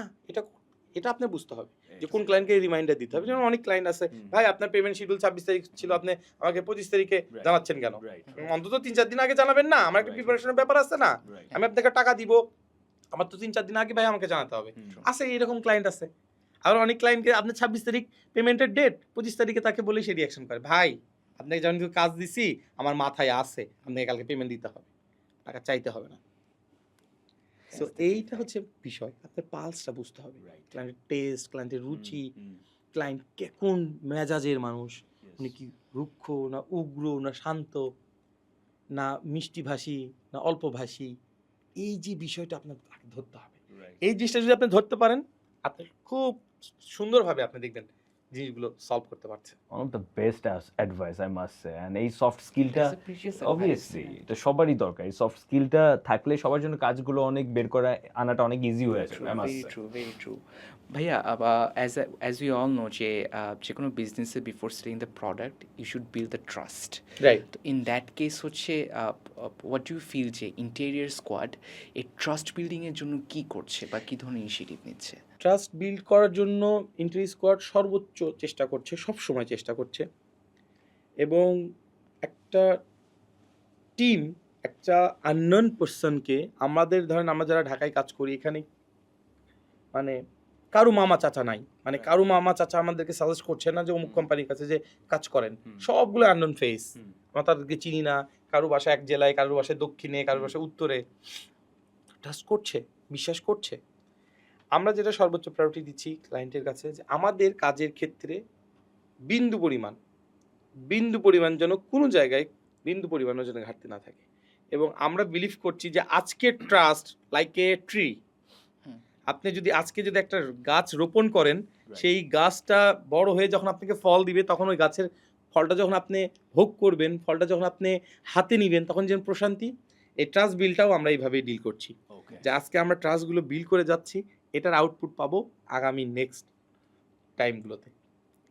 এবং আমাদের পরের প্রজন্ম যেন এই ট্রাস্টের পরে চলতে পারে। আছে না বাংলাদেশে এরকম লেগেসি মেনটেন করতেছে না? বাংলাদেশে এমনও আমি মিষ্টান্নর দোকান চিনি যাদের বয়স 300 বছর 400 বছর।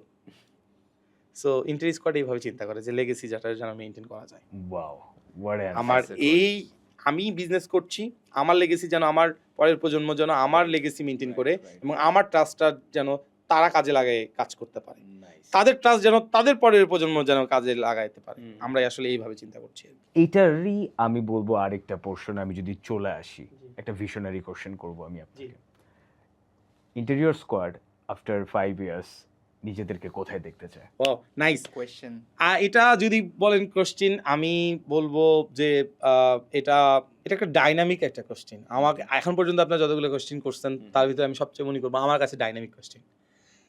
ইন্টেরিয়র স্কোয়াড আগামী 5 বছরে কিছু ডাইনামিক কিছু আইডিয়া নিয়ে চিন্তায় আছে, যদি আল্লাহ সহায় থাকে আর দেশের প্রেক্ষাপট যদি ঠিক থাকে, তাহলে আমাদের চিন্তা ওয়ান স্টপ সলিউশন করতে।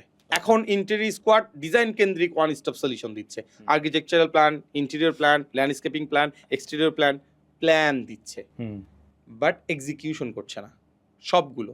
যেরকম আর্কিটেকচার, আমরা তো বিল্ডিং মেক করছি না, আমরা শুরু করব। আগামী 5 বছরের মধ্যে ইন্টেরিয়র স্কোয়াড টোটালটা ল্যান্ড সিলেকশন থেকে শুরু করে flat buy and sell, interior design, exterior design, এবার বিজনেস ডেভেলপমেন্ট এবং রিয়েল এস্টেটও কিন্তু আগামী 5 বছরের মধ্যে ইন্টেরিয়র স্কোয়াড যাবে ইনশাআল্লাহ। That means you are talking about the 360 service, right? Wow. So আমরা 360 তে যাব খুব শীঘ্রই, খুবই চেষ্টা করছি। একজন মানুষ বাড়ি করবে বা ফ্ল্যাট কিনবে, এখান থেকে আসলে ইন্টেরিয়র স্কোয়াড যাত্রা শুরু করতে চাচ্ছে। আপনি বাড়ি করবেন, আপনার জায়গা নাই, আমরা আপনাকে জায়গা পারচেসে হেল্প করছি। ল্যান্ড থেকে শুরু করে বিল্ডিং মেক করা এবং বাড়ির ফার্নিচার পর্যন্ত ইন্টেরিয়র স্কোয়াড থেকে আপনি পারচেস করতে পারবেন। A to Z solution. A to Z। আপনার শুধু টাকা আছে, আপনার টাকা রেডি করেন, বাকি দায়িত্ব আপনার বাসা পর্যন্ত কমপ্লিট করে দেওয়ার দায়িত্ব আমাদের। No extra hassle. No hassle. So আপনি তো শুনে খুশি হবেন যে ইন্টেরিয়র স্কোয়াড একটা নতুন একটা প্রোডাক্ট নিয়ে বাজারে লঞ্চ করছে। আমি ব্র্যান্ডের নাম এখনই বলছি না, অফিসিয়ালি বলবো, এটা সারপ্রাইজ। সেটা হচ্ছে যে ফার্নিচার নিয়ে আমরা কাজ করছি। খুব শীঘ্রই আমরা আমাদের ফার্নিচার নিয়ে মার্কেটে আমরা লঞ্চ করব। খুবই মানে ডাইনামিক এবং খুবই চিপ অ্যান্ড বেস্ট, হ্যাঁ, খুবই কম পয়সার মধ্যে আমরা বেস্ট ডিজাইন প্রোভাইড করে আমরা মার্কেটে আসবো এবং মার্কেটে একটা হাইপ ওঠানোর ট্রায়ে আছি। আমার কোশ্চেনটা কিন্তু নেক্সট এটাই ছিল, নতুন কোনো সেবা বা কোনো প্রযুক্তি আপনারা ইন্ট্রোডিউস করতে যাচ্ছেন কিনা next? I guess this is the answer. So আমরা আগে পার্ট বাই পার্ট একটা বিজনেসকে আমরা রোল রেডি করছি। এই একটা রোল রেডি করার পরে আমরা একসাথে লঞ্চ করব, ঠিক আছে, একত্রিত করে। সো আমরা প্ল্যান করছি যে আমাদের যেহেতু একটা ইন্টেরিয়র এক্সটেরিয়রটা আছে, সাথে আমরা ফার্নিচারটা অ্যাড করছি, এরপরে ফার্নিচারের সাথে সাথে আমরা রিয়েল এস্টেটটাও অ্যাড করব, এরপরে made for each other. Okay all in one package. Yes. So এইরকম করে আমরা আগামী 5 বছরের মধ্যে ইনশাল্লাহ আমাদেরকে দেখতে পারবেন এবং আগামী 5 বছরের মধ্যে একদম টোটালি নতুন রূপে আমাদেরকে দেখবেন। ওকে, ইনশাল্লাহ। ভালো কিছু চ্যালেঞ্জেস আপনি হাতে নিচ্ছেন। তো আমি বলবো মার্কেটও মানে আপনার এই আজকে হয়তো বা আজকের পডকাস্টটা যখন এটা রিলিজ হবে, যারা আপনার ইন্ডাস্ট্রিতে আছে ওনারাও হয়তো বা নড়ে চড়ে বসবে যে ওকে কম্পিটিটর আরো স্ট্রংলি মার্কেটে আসছে। আই মাস্ট সে এখানে কম্পিটিশন বলবো না, কম্পিটিশন বলবো ক্রিয়েটিভিটি। যার যত ক্রিয়েটিভিটি মার্কেটে সে তত হিট। আমাদের মার্কেটটা চলে ক্রিয়েটিভিটির উপরে, ঠিক আছে? এখানে বাহুবল আর অর্থ দিক কোনো কিছুই হয় না, আমি বিলিভ করি, ঠিক আছে? যার যত ক্রিয়েটিভিটি, যার যত ক্রিয়েটিভ চিন্তা, সে আমাদের ইন্ডাস্ট্রিতে তত হিট। Yeah of course. আমি বাংলাদেশে, অন্য দেশের কথা বলবো না, অন্য দেশের সম্পর্কে আমার আইডিয়া নাই। বাংলাদেশে আমি এমন অনেক কাউকে চিনি যারা রিয়েল এস্টেট বিজনেসে এখন বর্তমান লিডিং পজিশনে গেছে এবং খুবই জিরো থেকে। সো আপনি যদি চিন্তা করেন যে আপনি রিয়েল এস্টেট বিজনেস করবেন, আপনার কাছে কয়েকশো কোটি টাকা লাগবে, কয়েক কোটি টাকা লাগবে, আপনি ভুলের ভিতরে আছেন। ওকে, আপনি জিরো থেকেও শুরু করতে পারেন, বাট আপনার এক্সট্রা অর্ডিনারি হতে হবে, ট্রাস্টেড হতে হবে, কমিটমেন্টে আপনার ব্রেক হওয়া চলবে না, আপনার কথাবার্তা একদম স্ট্রেট ফরওয়ার্ড এবং খুবই ডাইনামিক হতে হবে। এই জিনিসগুলো মেনটেন করেন, ইনশাল্লাহ আমাদের সেক্টরে অনেক ভালো কিছু করা যায়, আমি বিলিভ করি। Thank you so much. আমি বলবো এটা খুবই বড় একটা suggestion for everyone. So I think we should go for the rapid fire round right now. I'm excited. So it's an exciting part of I'm the show. excited. Let me ask some questions আপনাকে and আপনি হচ্ছে খুব shortly এটাকে answer দিবেন। So with the first one, interior design বিজনেসে না আসলে আপনি আজ কি পেশায় থাকতেন? ইন্টেরিয়র ডিজাইন এই পেশায় না আসলে আমি ফ্যাশন ডিজাইনে যাইতাম। Oh, impressive. না ভাইয়া, your fashion sense is so good. Yeah, of I course. must say. Next one, আপনার প্রিয় রঙের কম্বিনেশন কি? আমার প্রিয় রঙের combination black and grey. Black and grey. Premium. Mm-hmm. আপনার টিল নাও সবচেয়ে প্রিয় প্রজেক্ট কোনটা ছিল? 28 দিনের প্রজেক্ট হ্যান্ডওভারের টাইম ছিল, 27 দিনে হ্যান্ডওভার করেছি। ক্লায়েন্টের কাছ থেকে আমি আমার যতটুকু মনে আছে 10,26,224 টাকা পাইতাম। ক্লায়েন্ট আমাকে 10,26,224 টাকায় দিয়েছে। So accurate. মজার কথা হচ্ছে এটা প্রাইভেট কাজ ছিল। Okay. Oh my যদি God. কর্পোরেট কাজ থাকতো তাহলে নর্মালি আমরা চেকে বিলগুলো এইভাবেই হয়, 2 টাকাও কেউ কাটে না। Right. কিন্তু প্রাইভেট কোনো সেক্টরে আমার ইন্ডাস্ট্রিতে মানে আমার এক্সপিরিয়েন্স, আমার গুরুর এক্সপিরিয়েন্স, আমার কলিগের, আমার যতগুলো এক্সপিরিয়েন্স আছে যাদের সাথে আমি এই গল্পটা শেয়ার করছি, সবাই আমার এই গল্প শুনে অবাক হয়ে গেছে। Wow. কোনো প্রাইভেট ক্লায়েন্ট, কোনো পার্সোনাল ক্লায়েন্ট তার বাড়ির কাজ করে এই রকম করে পেমেন্ট দেয়, এটা মানে আমার এক্সপিরিয়েন্সের বাইরে। Oh, that's nice. আমার খুব ভালো মনে আছে যে উনি 10,26,224 টাকা 24 টাকাও আমাকে দিছে। Oh my God. এবং আমি আমার এটা মানে পেমেন্ট উনি ভালো দিছে এরকম বিষয় না। 28 দিনের প্রজেক্টের কথা ছিল, 27 দিনে হ্যান্ডওভার করেছি এবং প্রজেক্টটাও খুব ভালো ছিল। ও আমার ওই ক্লায়েন্টের, আমার সব ক্লায়েন্টের জন্য আমার সর্বোচ্চ দোয়া থাকবে এবং ওই ক্লায়েন্টের জন্য আমি আমার মন থেকে স্পেশালি দোয়া। নেক্সট কোয়েশ্চেন ইজ যে এক শব্দে ইন্টারেস্ট স্কোয়াডকে যদি ডিফাইন করতে হয়? এন্ট্রি স্কোয়াড অনেক দায়িত্বশীল। Nice, very nice. Last question, আপনার লাইফের মোটো কি? আমার লাইফের মতো সৎ মানুষ হয়ে বিজনেসটাকে লেগেসি মেনটেন করা। Okay. Interesting one. Impressive. Well, আমরা অলমোস্ট, আমি বলবো আমরা শেষের দিকে চলে এসেছি, অলমোস্ট সমাপ্তির দিকে চলে এসেছি। আমি যদি আপনাকে এক কথায় জিজ্ঞেস করি, আজকে সকল আলোচনার পর আপনি যদি আমাদের দর্শককে কোনো বার্তা দিতে চান বা কোনো অ্যাডভাইস দিতে চান অ্যাবাউট মানে ইন্টেরিয়র অ্যান্ড অল, যদি একটু ওনাদেরকে শর্টলি একটা ব্রিফ দিতেন বা একটু বলতেন এই ব্যাপারে। ইন্টেরিয়র কাজটা এখন সবার এখন প্রয়োজনের পর্যায়ে চলে আসছে। সো আমি আমার সহজ পরামর্শ হচ্ছে যারা ইন্টেরিয়র করতে চাচ্ছেন তারা বেশি বেশি স্টাডি করুন, কাজকে বুঝুন, ওন করুন এবং যত পারবেন সিম্পল থাকার ট্রাই করবেন। সিম্পল কাজ করার ট্রাই করি। আমরা যদি ম্যাটেরিয়ালটা গুড রাখার ট্রাই করি তাহলে দেখা যাচ্ছে যে আমার বাসা, মন সব কিছু ঠিক থাকে। সেম থিং, অনেকটা এটার সাথে আমি বলবো মানে এটা খুবই ম্যাচ করবে। যারা তাদের স্বপ্নের বাড়ি বা অফিস সাজাতে চায়, এক কথায় তাদেরকে আপনি কি অ্যাডভাইস দিবেন? যাদের বাড়ি এবং অফিস সাজাতে চায় তাদেরকে আমি এক কথায় অ্যান্সার দিব, কাজ পরে ডিজাইন আগে। ওকে। আপনি কাজ 2 দিন পরে করুন, সমস্যা নাই, বাট প্ল্যানিং ডিজাইনটা আগে করে রাখুন। মানে ইনিশিয়াল স্টেজ থেকেই যাতে সে প্রিপারেশনটা নেওয়া স্টার্ট করে, অ্যাজ ফার আপনি ডিসকাশনের সময় বলেছিলেন, অ্যাজ ফার আমার যতটুকু মনে আছে। জি। Thank you. মানে আমি বলবো অনেকেই আজকে এই পডকাস্টটা যদি শুনে, আমার মনে হয় অনেক কোয়ারিজগুলো বা অনেক মানে আমি বলবো এই জায়গায় অনেকের কনফিউশন থাকে, কনফিউশনসগুলো আর থাকবে না। ইভেন তো আমার আজকে অনেকগুলো কনফিউশন কিন্তু নেই, আমি অনেক কিছু জানতে পেরেছি আপনার সাথে কথা বলে। This is the thing. So Farhan যদি একটু So বলতেন। we are very nearing to the show. আমি শো শেষ করার আগে বলবো যে উই আর ভেরি গ্রেটফুল যে আপনি আপনার Yes, we are. Precious time থেকে টাইম বের করে এনেছেন এবং পডকাস্টে আপনার হোল জার্নি ইন্টার স্কোয়াড সম্পর্কে বলেছেন। আপনাকে আন্তরিকভাবে ধন্যবাদ। And to the viewers right now watching, this is not the last, will be coming with many of the episodes, so stay Inshallah. Tuned with us. So till now, আল্লাহ হাফেজ।